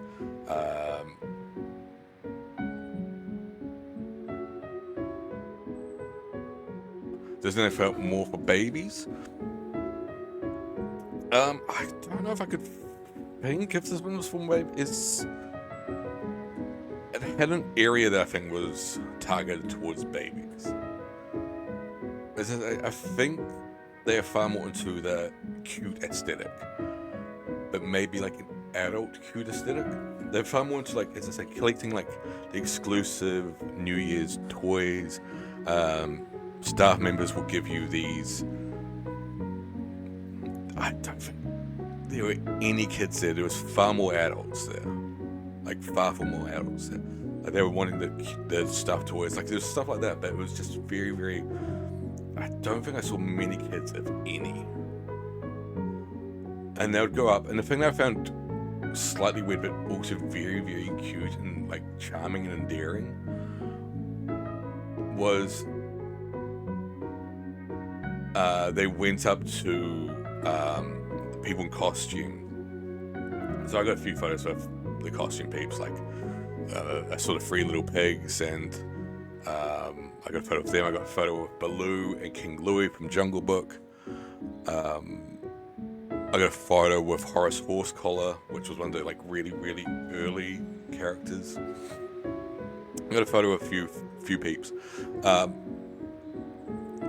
a lot of people would like say Jungle Book is an absolute fave. You're awesome sometimes, because you're the only sort of person that I can imagine entertaining my stupid fucking shit. I was gonna say, one of the things I liked about that thing, it just made me go, I'm really into collecting Disney records, the old ones, because they like, if you open them up, they're pop-up books. They're the soundtracks to the movies. Like, so I've got like Dumbo, and Jungle Book was why I thought of it, because the Jungle Book soundtrack's fucking phenomenal. I absolutely love the Jungle Book soundtrack. It is fucking amazing soundtrack. But you got the record, you can listen to the soundtrack, but you open up, it's a pop-up book and it tells the story from the movie. And it's like, there's fucking King Louie, and you can like pull the thing and you dance. It's like, I want to be like you. And it's like, fuck, this is so good. And like, you're one of the few people that I can imagine entertaining my stupid shit like that. So I'm just like, oh, bless, you're awesome. But yeah, so I had to get a photo with Baloo and King Louie. What I was going to say is, you get people who are lining up, not just for photos,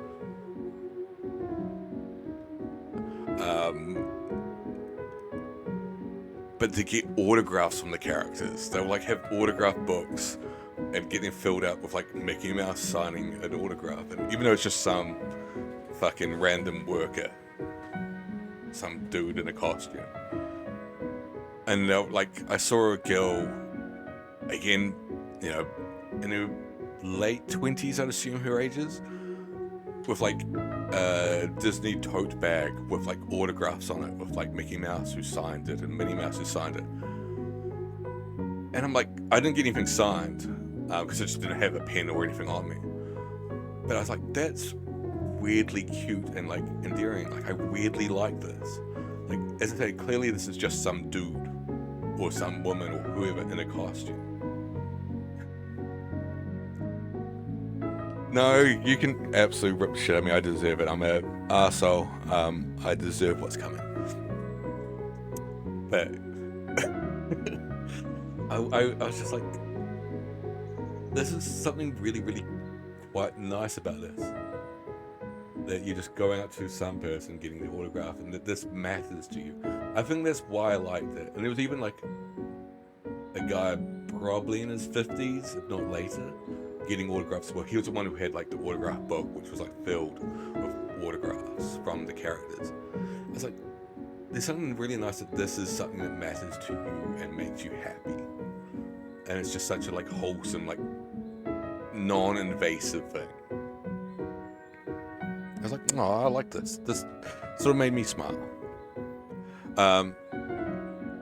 You gave your brother the Simpsons Blues vinyl for Christmas. Family lost their minds over seeing it. I fucking lost my mind when you sent the photos to me, because I was like, fuck, I remember I had that on a cassette. I didn't have it on record. I'd love to get on record.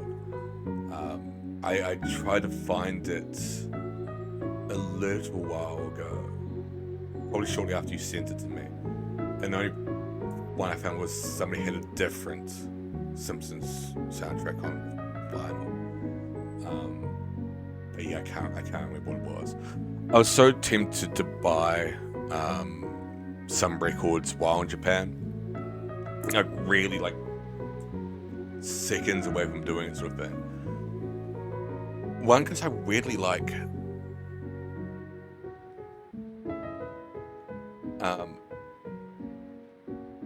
I'll really miss this because my brain's just not able to do both at the same time. Because I really like Japanese music. Like, I don't understand it, but it's just really funky, really fun sounding. And I was like, it's not going to be easy to obtain anywhere else. And again, I really sort of like just the happiness that came with it. Like, I was really tempted to buy just some J-pop. I'm like, I don't understand it. I don't fully get the appeal to it. But the fact there is this appeal and there's people that are excited about it just sort of made me smile and go, I kind of want to be in on that. I kind of want to, like, join this. Rather than just be a sulky, downy fuck. Like, just be excited and happy about something that, again, is harmless. It's music. It's great.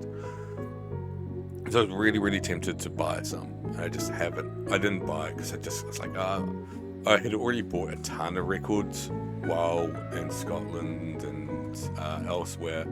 And in England, there's I stopped in a record store in England because I'd seen them on YouTube. Like, the guy tries to guess top 10 lists. Like, his son will go to him and say, "Hey Dad, can you guess what Rolling Stones puts as the top 10 singers of all time?"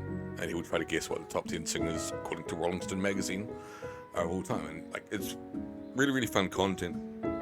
So I went to that actual record store and bought a bunch of records there, and I bought a bunch of records from a place in Edinburgh and all this stuff. And it's like, I just don't want to have stuff that I need to carry home and then back again. So it's like, I'll go record store shopping in Japan when I'm established properly in Edinburgh. I'm just not going to, like, give myself more shit that I need to ferry across. But yeah, I bought like a ton of records. Like, I got another My Chemical Romance record. I got a bunch of punk stuff. I found a record store in Edinburgh.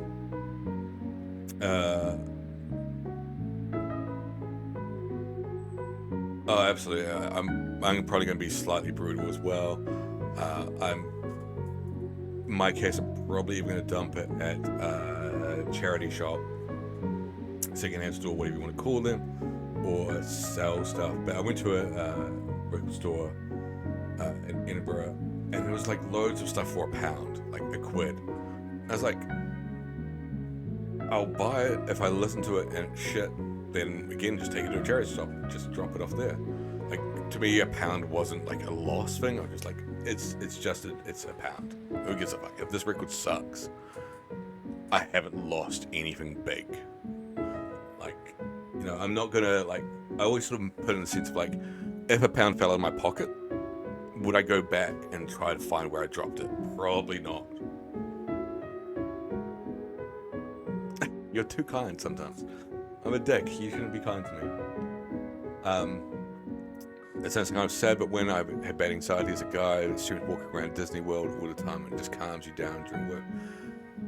I totally get that. So, my two things for that as well, and I haven't had that bad anxiety for a little while, but there's some times where I'm just like a wreck. You know, big love.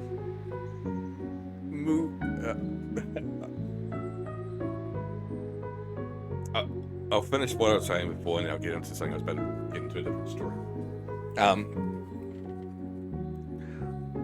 Yeah, sometimes I would have like really crippling anxiety. Like, by crippling, I mean like I can't fucking function. I haven't had that for a little while, thank God. But sometimes I'm just like, I can't do anything. And while watching this stuff won't get me up to do stuff, will sort of bring me down to a level where I'm not going to like fully break. and that's Bob's Burgers is one of them, and the other one is Brutal Moose, who's a YouTuber / streamer. I just sort of find he's got quite a calm voice.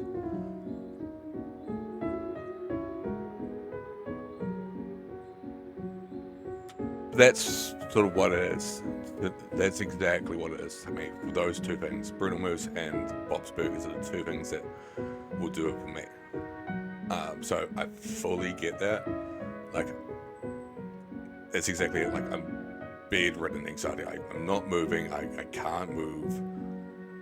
I'm terrified of something, but I don't know what the fuck it is. And while watching this stuff is not going to get me to go out and do stuff, I'm not going to be like terrified anymore. So it sort of brings you down to a state where I'm not fucking like feel like I'm going to cry or scream or freak out and run away. But I am going to be chill. So I totally get that. Nailed it. The thing I was going to say is because I'm going to go moo, moo, choo.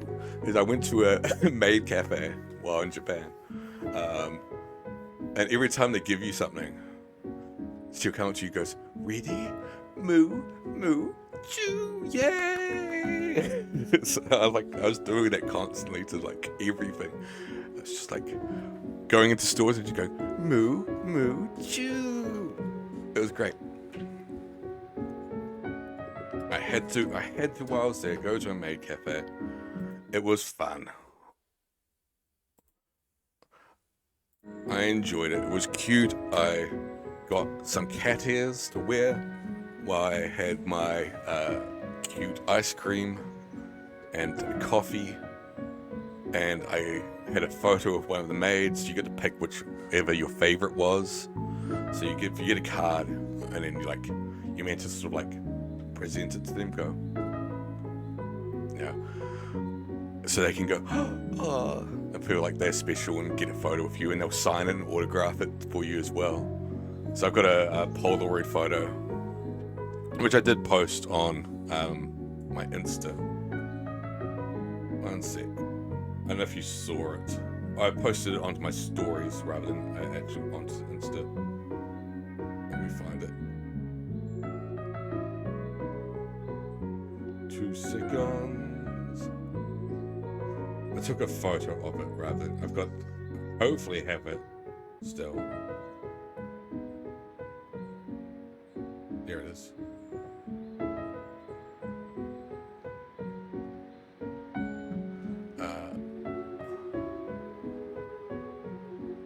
No, it's all good. I'm not gonna like.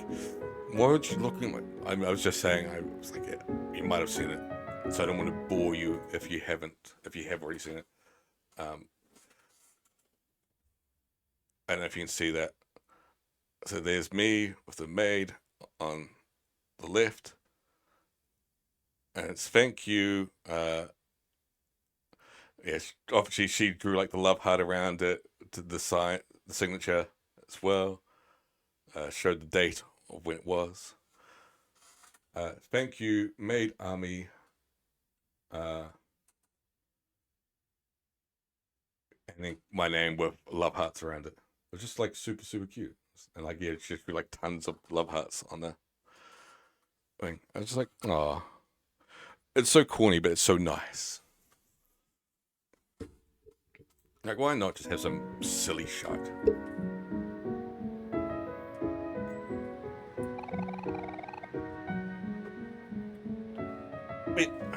I've got some kitty cat ears, and I had a kitty cat ice cream.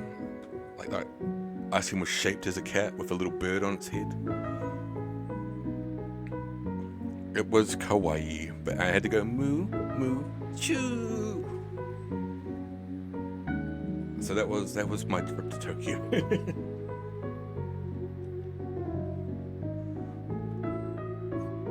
And I also will do songs for you as well. Or they will lip sync to the song but dance on stage and do like the really intense dances. And also like they're not like in my mind, I was like, I knew there was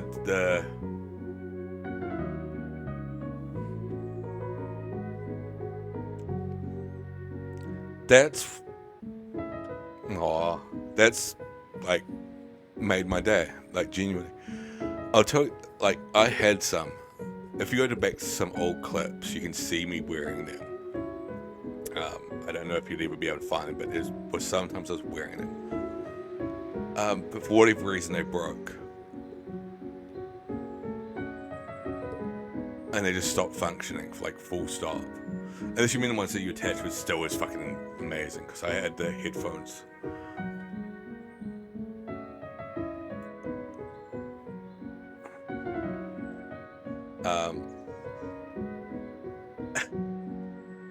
I don't know why I do. I don't know. Maybe I just think I look cute in them. I don't know. I just think there's something fun about it. I can't explain it. Yeah, I mean, well, I got the ones I got, the headband ones, but the name of the maid cafe in it. But I was trying to like explain it. It's like I just think they're cute. I just can't think of like a thing beyond that other than like, oh, they're cute. But as I said, like that's super nice because I had a pair. They stopped working. I was gutted they stopped working. I don't know why. They just, you turn them on, they die instantly. So that's super, super nice of you. That's made me very, very happy. Yeah, I figured they're the clip-on ones, but even if they're the clip-on ones, my point was going to be like, I can attach them to headphones that work, so they work. It still does the thing. Like, I can attach them to this. The ones I had were the headphones. But you can't take the ears. I can't just like break them off and attach them onto anything. It's like, no, I've lost it. It's gone. It's dead. Rip. I guess I could walk around wearing the headphones and like pretend I'm listening to something. I'm a cat. I'm walking like, yeah. Yeah. I've got kitty cats everywhere. I've got a kitty cat shirt again. I'm just going to flash the camera. You don't have to do that. One sec. I'm going to show off my shirt. Or t-shirt. I'm going to try not to flash the camera properly. But this is my t-shirt for the day. There's puppies. Kitty cats. That's what it is. I gotta wear cute stuff, alright? I've gotta be kawaii. I just figured I'd shut up. It's weird because I've started seeing that's the most Chris shit I've ever seen. I've started seeing loads of people wear it. It annoys me, but also like makes me feel connected to people as well. I'm like, I've got the same shit as you. We're both fucking cool. But it's also like, that's my thing, motherfucker. That's my gimmick.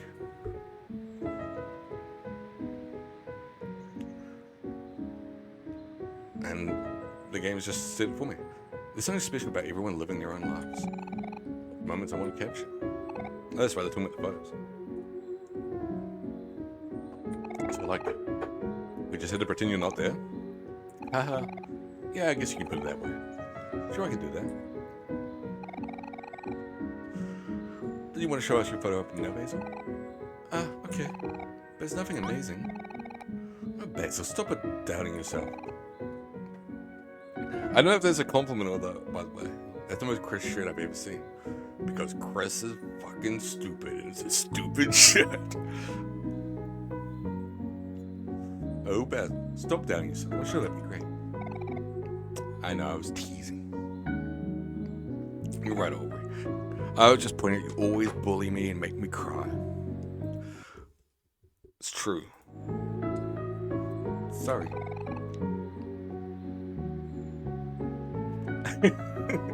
You're nuts. Well, maybe you should stop being it then.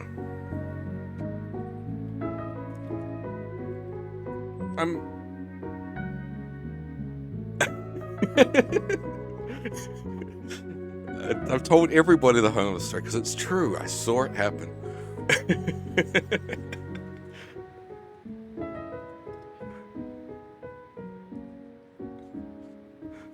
It's the best story ever.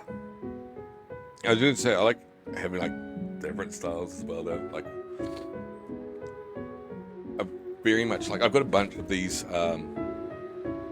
knits with like baggy knits that I'm obviously wearing trousers now, but you can sort of go sans trousers with them because they're quite long and it becomes sort of a dress.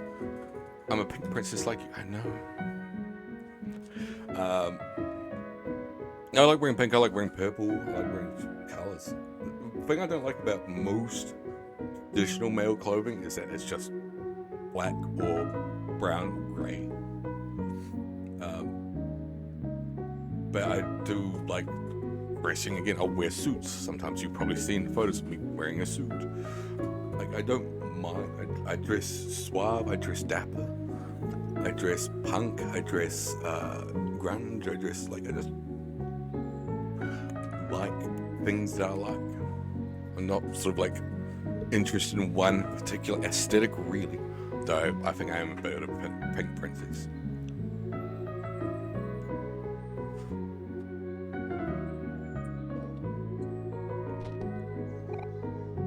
Here, this way we can all see.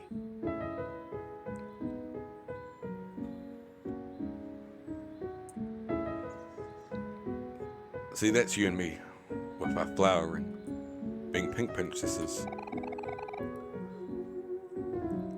Mari is teaching everyone how to make flower crowns. Mori and Kel are holding Mari's example. So pretty. Mori and Kel gave up and ran off, but Aubrey and I got hang up really fast. Hero's still making his flower crown. I won't. It's my secret.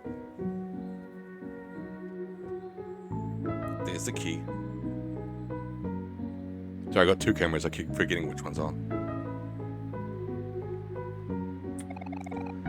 You have to admire its persistence. Everyone's eating watermelons. So juicy. Aubrey has some seeds on her face. Maybe someone should tell her. He'll drink a bottle of milk. His favorite. I shouldn't get too close, so he might get my camera wet. You're getting bossed around, eh?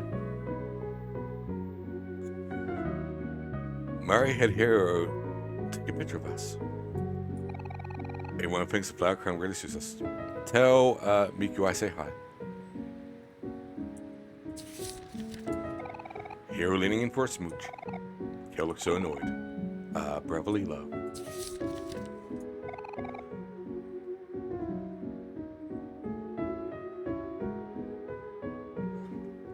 Is on a diet from vet orders. Oh, bless. I'm always worried Goth Cat or Gotham will get told off because she's very fat. She's very, very round thing, but I haven't been told off to put her on a diet yet. Goffy is fat. We're having a picnic today. Mari wanted to take a picture of everyone. Say cheese. After eating, everyone fell asleep, except Hero and Mari. I'm kind of getting sleepy myself. He said he took a picture of himself on accident, but I don't believe him. All our feet in a circle. Can you guess whose feet are whose? Oh, that's cute. Yeah, tell her that, make her know that I'm the best. I'm going to be her favorite. I'm going to make it so whenever I'm not around, she's wondering where I am. Whenever Chris is not around, she's wondering, where's Chris? These photos are so charming, Basil. You know how to capture the moment. Thanks. I didn't take them all, though. Mari likes to steal my camera sometimes. Only sometimes. Hey, I have an idea. You all want to come and hang at my house? Finished planting some sprouts and wanted to show everyone. Come on, they're really cute. Yeah, sure. That sounds fun. Let's go. It's south of the playground, right? Yep, that's the way.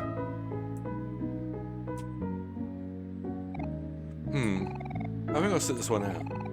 You go enjoy yourselves. But if you're feeling weary, you can just stop by one of my picnics. I always have some refreshments ready. And you can even save using my picnic basket. Oh, thanks, Murray. You're always doing so much for us. Bye, Murray. We'll see you again soon. Run along and have fun now. You know where to find me.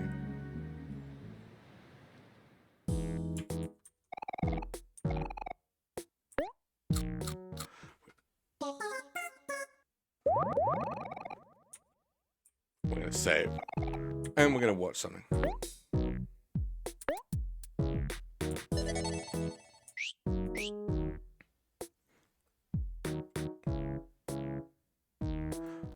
Ooh. We're going to load up.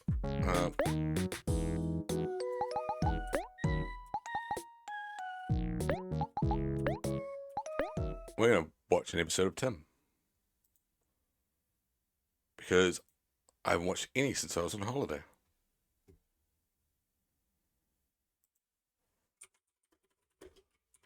And then after that, I'm going to head off.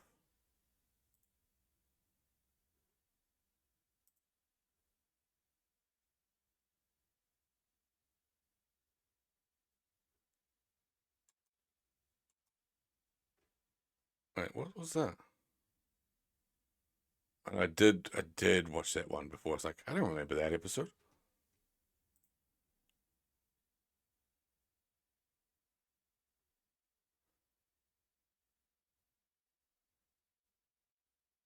Oh, there's a few videos.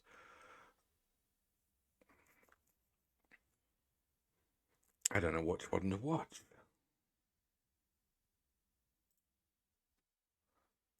We'll go with this one.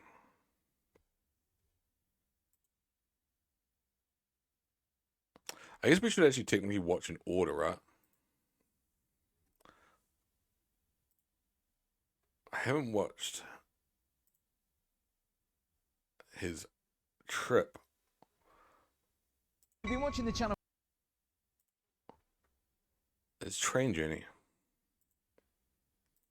for a while, you'll know that I've done a couple of sleeper trains and I haven't had the best experience.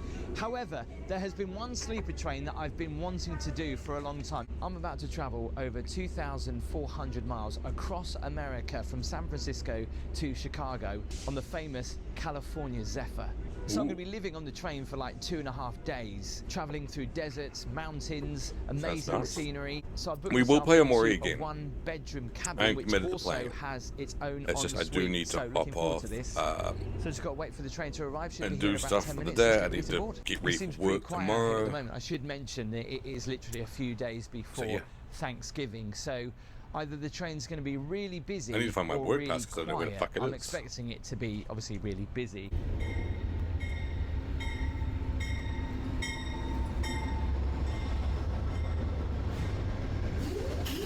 I figure this is a good, relaxing way to close off the stream. For those who, I see people lurking and people who haven't been Head on board. to my channel before. Hello. This is a YouTube reviewer we watch a lot. Yeah. Okay, all the way to Chicago? Yeah. Top of the stairs, take a left. Thank you. What room are you in? I find it relaxing and chill, cool to watch. Amazing. So 632B. So here's my cabin for the next 2.5 days. Let me show you around. So I have booked one of the biggest cabins that you can get on board. First of all, let's What you can do in a sleeper train? which I can fit in my always little wanted to mini do a sleeper wardrobe. train. It's got hangers. This is a massive, massive bucket list goal. Well, Mine. first impressions, it does look a little bit old and grubby in He's places. doing a sleeper but this from San particular Fran train to that I'm on Chicago. is fairly old, so the sockets are worn, the taps, the sink, and everything Everyone looks a little bit old. So what's great about this room craps is on that it sleeper comes trains, with its but own it's genuinely like a ensuite massive, and like, also this is has a something I shower. really, really want to We do. are moving. and we're on our way. Let's just close this for a little bit of privacy. So as you walk into the cabin, So you're first being thing you way see too nice is to this that. I don't lovely know. I keep big expecting something sofa. horrible to This happen. is the bed, which we'll check out later. But this Well, also turns into a bed am I as well, dying? so you can get like a double bed there, and I guess like a single Have I got bed like something just terminal, there. and that's just Couple why of she's being pillows nice to me? ready for sleeping, nice and soft and clean. Couple of bottles of water. I mean, this is, yeah, a little bit grubby. It's which pretty grubby. is a little bit of a shame, but you know, they didn't do a very good job with cleaning this, did they? Another seat over here. That looks like that's a Shut up. connecting door, but quite a big It's a mirror really just filthy there. mirror. I can put my coats on these coat hooks. Another coat hook here, and then we've got a little sink.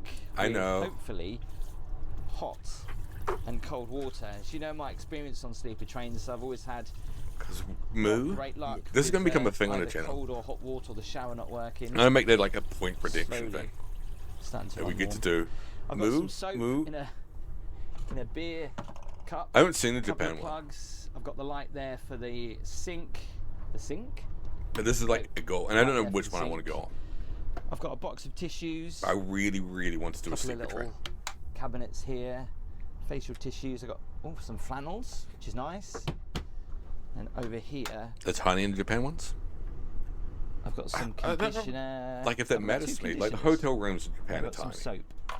I should have done a hotel tour. A couple of bottles of water. But they're like comfortably gross. tiny, if that makes I mean, sense. I haven't cleaned very well in here. Someone's had pizza or something, because there's bits of pizza like on the floor.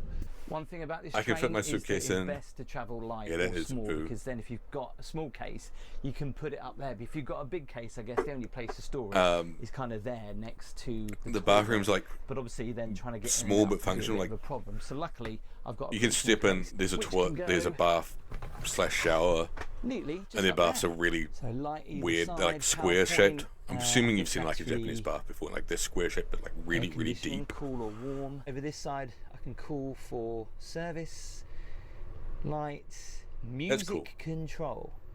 I guess that's just for the announcements, right? No, hang on. Music control. I'm sure someone will tell me in the comments. So let's have a look in my ensuite toilet stroke shower. Now the last time I had one of these on a sleeper train in the UK, the shower was rubbish. There's the shower head, fluffy towels up there. Scott Trail have We a do have some sleeper train. shampoo, body wash and conditioner, which is quite nice. See, I probably would still do this because obviously this is toilet Belfie. with some toilet roll. It's going to be tight. I think there is room for only one person in here. I mean, it's- really at a push. I still, it's. You I could don't know get two, why. but I think it's I just just basically really, one really want to person. do one. I think it'd be fun. Comes with a shower curtain. Take this off.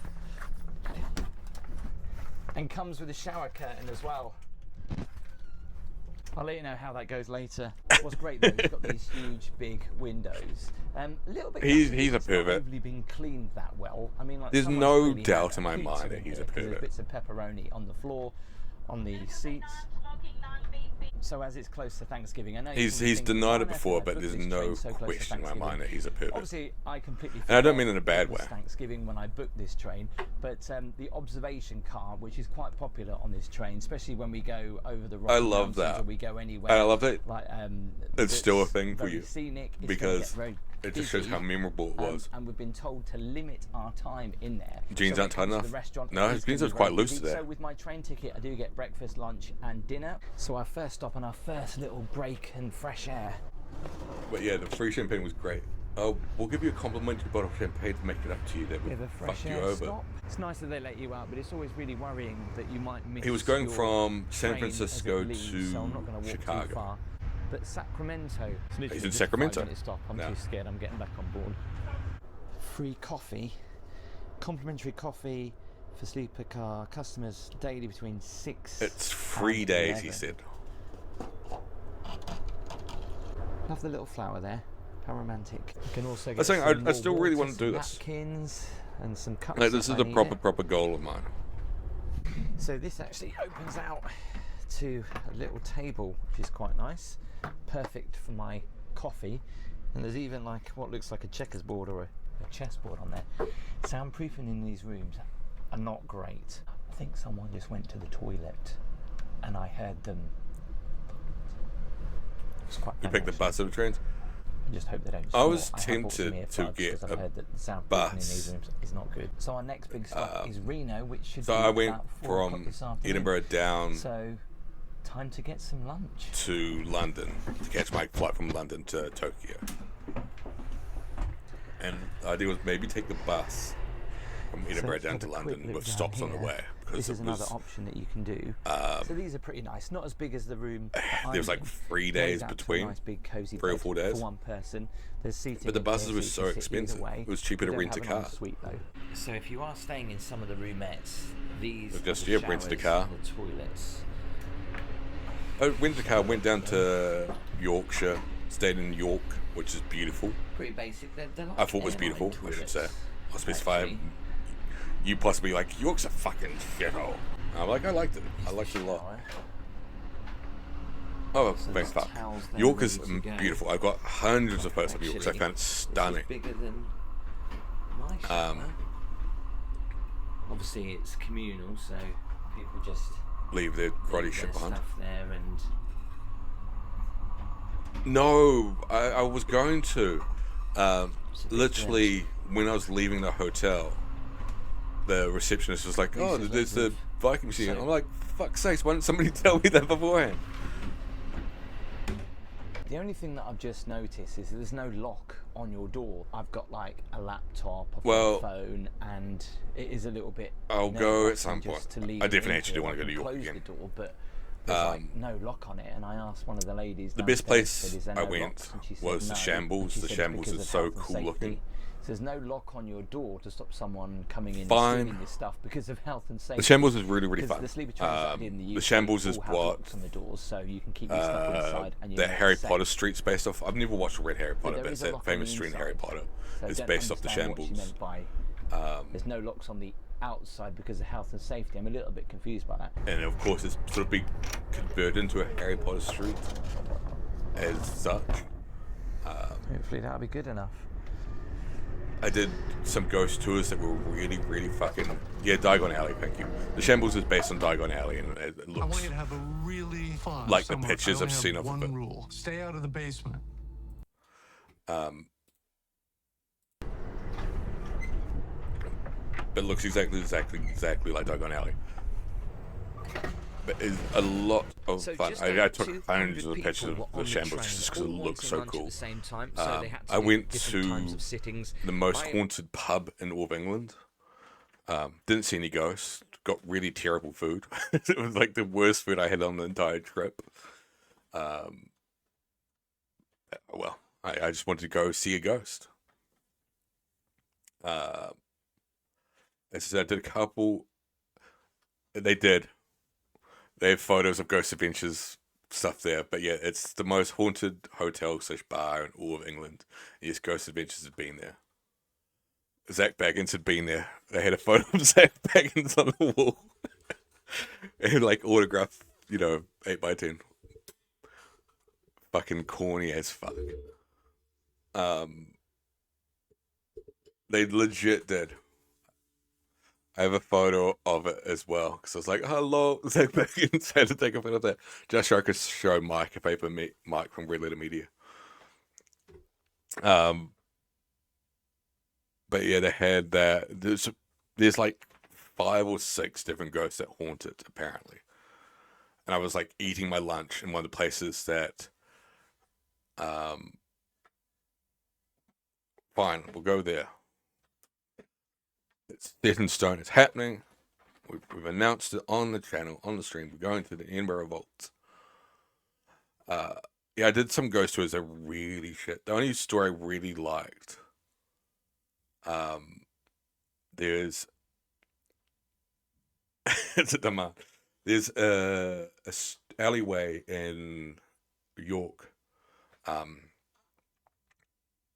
That is named the Mad Mary Alleyway. It's like its official name. It's not like a named thing. It's not like this is Mad Mary's Alleyway. It's like that's its name. It's really cool that from a ghost that haunts it. That was a woman who was hanged for murder, She murdered her husband. Her husband was apparently a piece of shit, would beat her and stuff like that. So she poisoned him, but she just like poisoned him and like left the body there and just was like, yeah, I did it. I fucking killed the fucker, and was obviously executed for the murder. And just and then like everybody in the town would see her walk this alleyway, her ghost walk this alleyway, and this alleyway is now named the Mad Mary alleyway, and that's its forever name.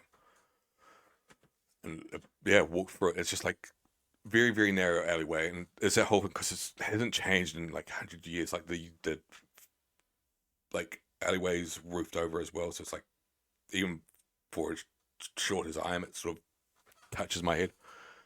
But it's like a corner that you look at, and that's where she sort of hangs around with.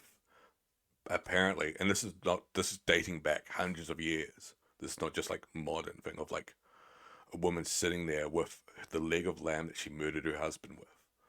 Apparently, she sits there 300 years ago, whatever, how many hundred years ago it was that she murdered her husband, and will sit there with her leg of lamb and walk the alleyway back and forth. And she'll brush past you. The TikTok famous, I'm sure she'll be chill with you. She'll give you a high five. She'll be like,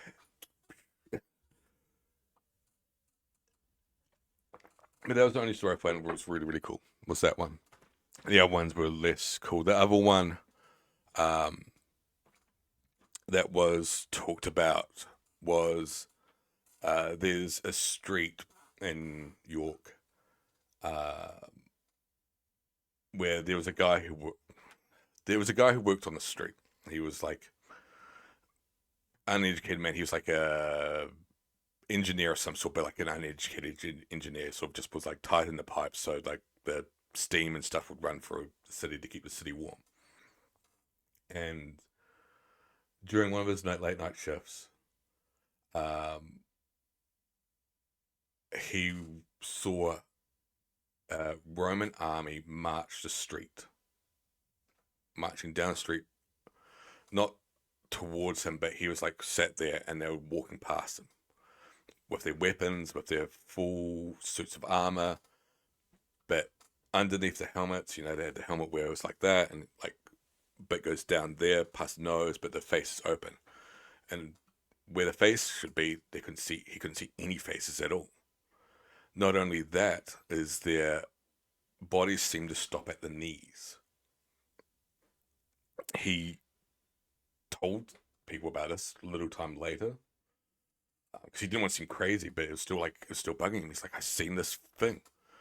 I've seen this Roman army march down the street with their spears, and I hid from them because I was like, fuck, they're gonna kill me if they see me. But they had no faces. They had their bodies stopped at the knees. And they found out after that that street was built on a former Roman street that was built on top of it. And where the Roman street would be, the original street below it would be about a knee to foot length below it. So in reality, the ghosts were still marching the original street. It just looked like they were cut off at the knees because they had built a new street that little bit high above it. And some historians interviewed him because they wanted to be like, this guy's full of shit. He just got lucky that there happened to be this Roman street buried here that we didn't know about. So we're like, so what do they look like? They've got this, so they showed him like the typical Roman outfits you'd see in a movie. So like what you think of when you think of a Roman outfit. He's like, oh, did they look like this? Being like, haha, he's going to say yeah, and we'll be able to say, fucking told you so. They never wore this, you idiot. He's like, no. This is what they wore, and drew a picture, and it was the authentic Roman outfits of that period. This guy was, again, I guess I said uneducated, so wouldn't fucking know a clue. And they're like, yeah, that's actually what they would wear at that time, in that place, in this area. That's the authentic outfits. And they're like, shit, maybe there is something to this one. But he just sort of told the story a couple times and went on with his life. Never milked it, apparently. Never sort of told the story or went on TV shows beyond one show appearance where he sort of explained it. So it's people sort of tend to believe that story quite heavily in New York, like as a community, because it was just like a guy who never sort of made money from the story and somehow knew there was a street buried underneath all that stuff. Interesting. I like those stuff. I don't believe in ghosts myself, personally, but I like the idea. I think it's interesting. I think it's fun. So what's cool, there's quite a few places that have cities buried underneath. I did the Seattle underground tour. Seattle has an entire city buried underneath it as well. So yeah, lots of places do. It's quite fun. I've only done the Seattle one and the Prague one. The Prague one's funny because their cities, it's not funny, but it's just sort of amusing in the sense that their cities would keep flooding and they'll go, oh shit, the water reaches this high, we'll build up. Oh, the water's reached that high, we'll build up. So it's just they keep building on itself, like match the flood levels that would happen. They go, oh shit, we flood again, guess we build higher. Yeah, just keep building, fuck it, we'll build it a bit higher. Oh, we flooded again, fuck, build higher. So I'm just like wondering if like global warming carries on happening and like floods again, they go, oh fuck. Just have to like build the city again. Just go, oh shit, have to build higher. But apparently that's what they've done with it. Went for an early lunch, which was all right, I will past 11, and the train hold off on got ever very going to busy. the You do have to dungeons, sit the with other vaults, people. and Mary It's quite King's nice because Close. you get to make conversation. The lunch menu was quite good. There was Caesar salad, a grilled cheese sandwich, burgers, melts, and a chili bowl as well. Every single condiment you could possibly want on the table, including also, loads of butter and loads we'll of go to York as mayonnaise, well. ketchup, and mustard. Apart from alcohol, drinks are included. The so other I place I went for a went Coke, and I went for the Angus is a really burger, small which town. I don't actually know was if quite you've good. heard of it Surprised I even. didn't get any You might fries, have. though. I'm just Dessert an was idiot. amazing. It was Is this Ely? butter cake which had like buttercream inside, and it I don't know if you've ever tasted been so or ever good, heard of it. but probably very fattening. It's not far from Cambridge. Lunch was great. You got to make a reservation for dinner. We're getting a little bit higher now Because I can see some snow out the window, and the train is going very slowly. And I know that we're going to be really delayed getting into Reno. I never hope they can booked a make some hotel in time up advance. because I've got a flight from Chicago book it back to the that UK. night. There was The a same day that we castle, arrive on a Wednesday. gigantic castle, like Yeah, I know, huge, probably like not the best thing to fucking do, massive. but, I thought They there'd had a be room enough time available for because like we dirt arrived cheap, at so I like stayed in a 2 or castle 3 in the Ely. afternoon. So I'm praying It that was I make fucking the flight and we're not too stunning. delayed. So we've been here for about I did a hotel 25 tour minutes, video of and that the place because reason I had is, to. and I couldn't brought my get the camera. I got the shot same camera because it Tim's went way got. too fast.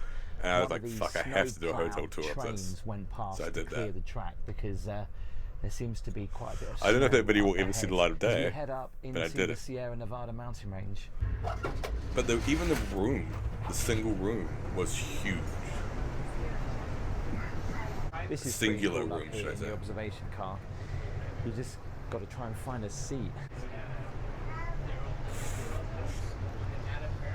That was what I was doing. I was just sitting the king of the castle, king of the So castle. typical, the side that I sit on doesn't have many views. It's all on that side. Bloody ads. But it was absolutely fucking stunning. It was huge. So beautiful. I don't know how many rooms it was. I mean, it was obviously probably less than a hotel because it was just a castle. Just a castle. But you know, it wasn't like a tall building.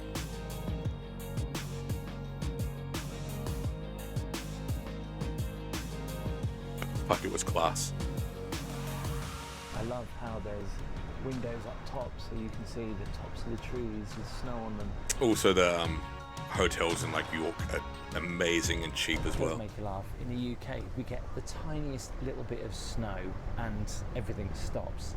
Yet up here, One of the it's ones I stayed in had a bathtub in the lounge, so it's just like having a bath watching TV. It's just like, oh, this is fucking class. This is a holiday. Maybe it's the Ugh, right kind just of sitting in a snow. bathtub, In the UK, it's watching always television. the wrong kind of snow. So it's great that they give you loads of information over the tannoy. We're about to just go through something called the Big Hole, or It's one of the ones I did 41. take a It's about photo 2 of, miles like me long. in the bathtub. Obviously not going to post that online, but yeah.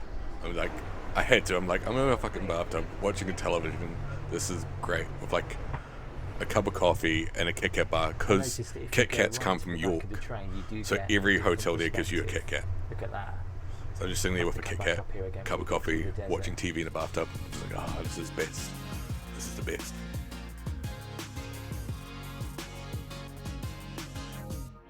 Okay, so we've stopped off in Reno, the mini Las Vegas.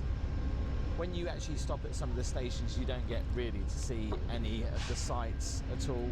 I think we're only here for like 2 minutes, but a quick breath of fresh air, because I don't know if you've noticed, but you can't actually open any of the windows on the train. It's just aircon or heating.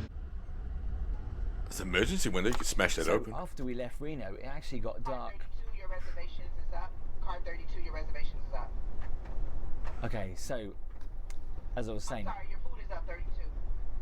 Your to-go's is up, sorry. was that just for my cabin? Or was that for everyone? I don't know. But I do have dinner reservations for 5:30. I know it's very early. They only had 5:30 and 8, and I'm still a little bit jet lagged, to be honest. So I thought, actually, I will go for the earlier time. Good evening. The time is now 5:30. If you have a dinner reservation for 5:30, please head down to the diner. Please wait at the door for... He's getting so annoyed. Can't hear what you're saying. Anyway, so I've got dinner That always annoys me. very early. You do get that. I've experienced it so many times on my travels. Of like somebody on a tannoy making an announcement but not speaking into the fucking thing. I tell you what, you don't want to get your foot caught in there. Whoa. So you can't hear what they're announcing. Like, is it important? Am I in trouble? What reservation do you guys have?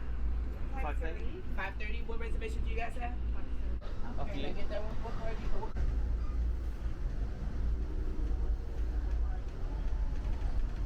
So dinner was a 3-course menu, which did include one alcoholic drink if I wanted it. So I sat down for the first sitting at 5:30. It was pretty busy. Want to do this. I went for the pearl tempura shrimp with a sweet chili sauce. It was really nice. And for my mains, I went for the marinated chicken breast with it doesn't look mashed great. potatoes. Dessert was amazing. It was a white chocolate blueberry cobbler cheesecake with vanilla cream. And you have to share your table with someone, which is kind of weird. So ready for Yeah, I was bed. thinking that looks like Before airplane then, food. I am going to try out the shower. And obviously travelling across America, we are going to go through different time It doesn't zones. look great. We're about to go I never through finish airplane to meals. Mountain Time, which is an hour difference. Anyway, let's try out this I shower. always buy like a bunch of shit beforehand. I know it's I'm not gonna expensive. lie, the shower is quite powerful, and it isn't the hottest shower in the world, but it's better than being. But I just can't like I've eat had fucking in airplane sun. food. So whilst Call me at dinner, posh, the call me a lady twat, came and whatever. actually made my I bed just up, can't which do was it. quite nice of her because I didn't know what I was doing. She also added the extra mattress that I would have. Yeah, I had buy it, like, down there. fill for up my somebody else, carry-on with for me to make like it a little food, more like extra comfy. We've also got these bunch of snacks, these blankets, a bunch no of like big duvets, any sort of close to and proper then food I these can are get. to keep you in, so you And don't then roll out a in bunch the of middle drinks. the night. Now, when I've done sleeper trains in the past, So in they the don't give you UK, drinks enough. and actually in Europe, I've never slept very well just because of the motion. Normally you would think, oh, the motion would send you to sleep, but when you're lying down, it's a little bit different to kind of just like sitting in a chair. And I remember somebody saying, oh no, in America though, the tracks are a lot smoother for sleeper trains. Not on this one. I mean, this is really moving around. I mean, The that sucks. only thing I they're can't missing up here is the sleep light. on flights There's no very lights well. up here, and you kind of got to So turn I'd be the awake lights the whole off time down dealing with it. there, and then come up Well, here, yeah, there's just no lights. Bring So an if you are egg on and your own fart and you sandwich. sleep on the top bunk, then if you get up in the night, So I ended up you just won't watching a see ton what of you're doing. movies. I'll see you in the morning bright and early. Night night. I was trying to remember. There was one movie I watched that was really, really So good. And I good can't morning remember what it from the was. state of Utah. It's been quite a snowy night, actually. I last looked out the window. Oh, it there was was a, snowing. And it was snowing again this morning. Found it quite TV show I difficult to watched. I sleep, want to find the actually, rest because of the train it. was moving around loads. This morning, There I went was- for breakfast fairly It was a early, Japanese and TV I went series. for the scrambled eggs, which And I'm every actually fucking really episode made me impressed with the cry, food I'll be at the honest. moment, and a nice cup of coffee to It was. start the It's day. called We're heading Cat towards of Ginza, Denver. but I think it's the next called place that something we else can in like get Japanese. outside So and it's like have one a of those bit like of a breather is really, Grand really basic Junction. basic There was snow translations. everywhere, just like So I had to like 2-3 minutes struggle to ago, find it. and now it looks like a typical autumnal day. The scenery that goes past your window. This morning I was looking out over the snowy little towns as we were going up through the mountains, and I was just with my coffee. But it's just sat there about, looking it's like out, a and slice it of was life just Japanese so TV beautiful. series Just sitting here, and I just about heard people a with like noise, and I'm some like, sort of conflict in their life. where's that come from? Somebody's left a bottle of wine behind. That was under the seat. Well, they missed that when they were cleaning. That Jesus. was underneath the sofa. I'll have to put that in the bin. But someone has sort of some conflict in their life, some issue they need to resolve, and they'll walk through the streets of Ginza, which is a district in Tokyo. Look at this. And they'll old see a black station. cat walk past, and they'll like stop outside a place, like a restaurant or a store. And they'll be like, "Oh, you want me to go in there?" And they'll go into the There's a restaurant little shop store, there and that sells snacks. like, just nice to something go will off happen. a little It's bit, very, get a very bit of fresh cute. air. It's quite funny on the tannoy. They said, Like the as first soon as you hear episode. the horn, make sure you run. it was the one. That wasn't the horn. I don't think so anyway. It's raining. The first so I think I'm episode gonna was get like back on. This husband with his family. He had like a problem with eating fried food. He didn't like fried food, and he stops at this restaurant, and his wife and his kid will eat this nice fried meal. I don't mean like fried chicken. I don't mean like greasy fried food, like, you know, how Japanese do it, where they're like bad selling fried, and it's quite nice. Attractions. For example, the Moffat Tunnel. He'll have something else, and he's like, "Oh, I really can't eat fried food," and he sort of finds out there, like, he remembers like as a kid, he was raised by a single dad, and every night he'd get home and his dad wasn't home from work, and he'd have fried food left out for him to eat, and he just got sick of it. And it sort of also meant bad memories, like, I never saw my dad, I'd just have this fried food waiting for me. They don't really tell you much over the speakers. We're still in Colorado. Next stop's going to be Glenwood Springs. It is still snowing. And his wife starts talking about like how fried food's nice because it keeps well. Like, you can leave it out all day and it'll be fine, it won't go off if you leave it out. So he sort of goes, "Oh, he did it for the right reasons. He left the food out so I wouldn't be hungry when I got home, and he could cook it the morning before, leave it out for me, and actually he was quite sweet doing that." Thank you. And the black cat leads him to this restaurant. This town is so He's sitting there, it's like, I remember going to a restaurant in Ginza with my dad. It was a little hole in the wall place. It wasn't very good. It wasn't a beautiful restaurant like this one. They say this is when most people get And the left chef behind. like goes, "Here's some fried food. You know, you should try it just to try it. I know you don't like fried food, but trust me, just try this fried food." And he starts eating and he remembers. He's like, "This is the restaurant I was at with my dad when I was a kid." He starts picturing being in the restaurant as a kid, watching it with his dad. It was just such a sweet, charming movie. I was just like, I love this. Hey, Fred Jules. I think I could probably guess who you are. You're Fred. Hey. So I've got a coffee.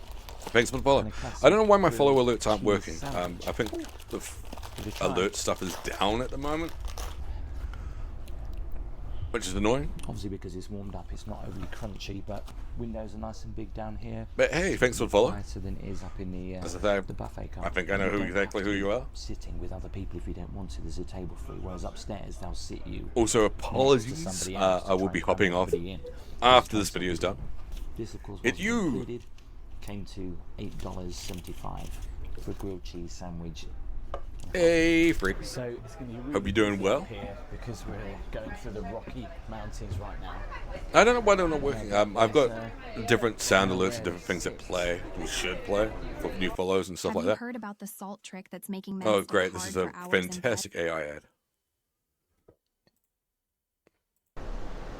There's seats on this side where you can't see much, but there's just one seat here. Anything touches those wires, debris or wildlife, lets us know through the system that there's something on the track. It says, underneath my head, my stupid face, it says a rock's fallen on the tracks.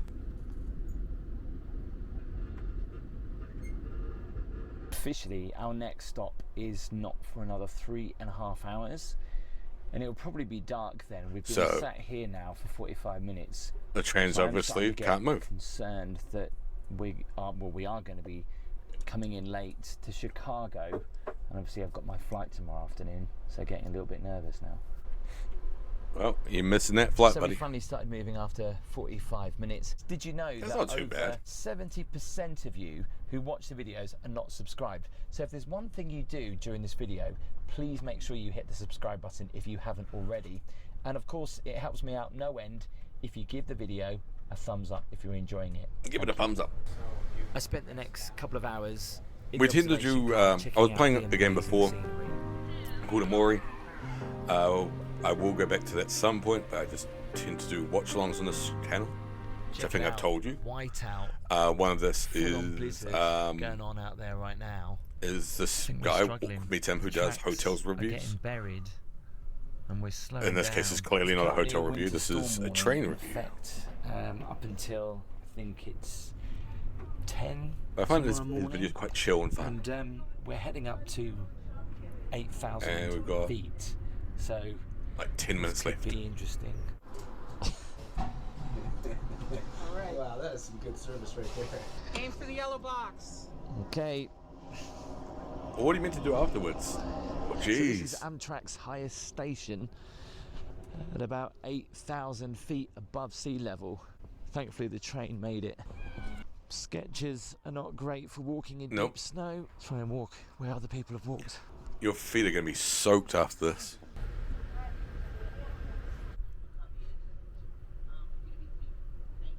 Surely you came prepared, right? So dinner this evening, I decided for my starter that I would go for the mixed green salad with baby brie with the vinaigrette dressing, and once I made it my own, I thought it looked pretty good. It tasted good as well. I then went for the Atlantic salmon, which was oven roasted with brown rice. Oven roasted and my lobster ass. sauce. It's microwaved. I was a little bit gutted about this as it was quite dry, but again, I could not go wrong with the dessert. The chocolate cake was amazing. I was gutted that I didn't get a chance to see Denver, but I was having dinner, and dinner actually took quite a long time tonight, so I wonder who those flowers were for. but there you go. And just like last night, I'm gonna lose an hour's sleep, although I'm not going to bed straight away. I need a little bit of time for that chocolate cake to digest. Crossing into a different last leg of the journey tomorrow. part of the I'll States. see you in the morning. Bye-bye. No. So I was up early again to go and get breakfast. I'll explain why in a moment. This morning I went for the French toast with fresh strawberries, cream and a coffee. It was actually really nice. Because of course we have to do a race. Last night's sleep was not great at all. Since we left Denver, the train certainly sped up. I think the drive was on a mission to get back for Thanksgiving. It was going so fast to the point of I think who we're going to raid. A little bit worried at times that we were going to derail or something. We were really getting thrown around in my bed. I almost came out a couple of times. I shouldn't have gone back in the top bunk last night. That was a mistake. Silly boy. Was going for some reason constantly for like literally hours on end. Yes.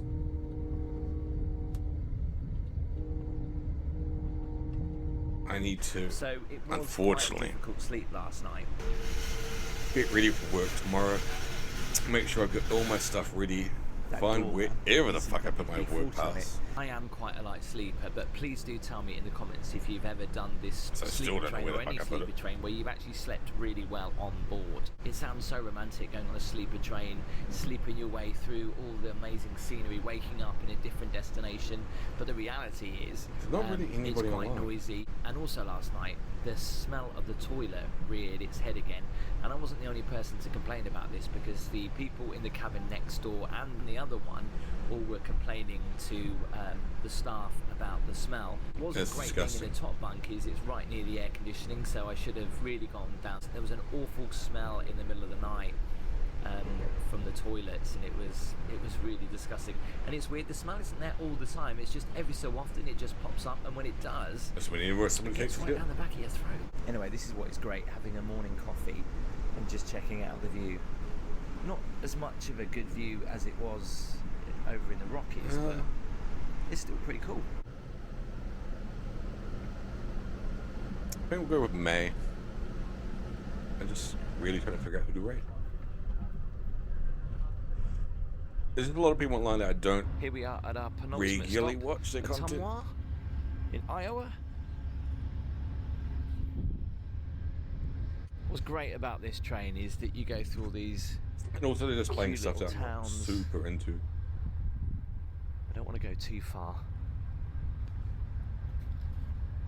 Wow, So it look also at makes it that. hard. Now that is what you call a locomotive. Look at the That wheels is on what that. you call a locomotive. Thanks, Tim. We were only at the stop for 2 minutes, so I had to leg it back. 5 hours left to go then. Hopefully we should arrive on time. and we should be Actually, seeing we'll rate the somebody who's Mississippi got River soon. very, very Wait, few is that the viewers. sun I see? I don't really know in the what sky? extreme or who First they are, time in a but I couple of follow them, days, 3 so they're days. probably alright. So I had breakfast at around about 7, and they are doing lunch before we arrive in Chicago, but they're doing it at 10:30, which is now up until 11:30. So I might as well make the most of my money. Kind of emotional. It's gonna be emotional. I've only just noticed this, that you don't have to press that because you can use your feet. But Making the most of it for my last lunch. I went for a chicken Caesar salad. that's probably the nicest looking one he's had so That's far. why I came back in here, but unfortunately they didn't Still have looks any, shit, so I had to go for but the nicest looking. cheesecake, which was still epic. It's our last fresh air stop before we get to Chicago. Galesburg. Illinois. I think that's an old sleeper train, that is.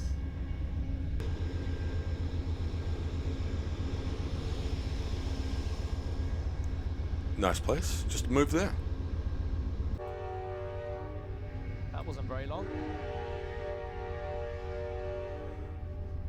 Fuck, imagine living On me. in one of these towns and having The to Great deal with that Plains shit remind me of Norfolk, Lincolnshire, back home. every actually. day or however often these trains run. You have it obnoxiously blasting its horn outside your fucking door.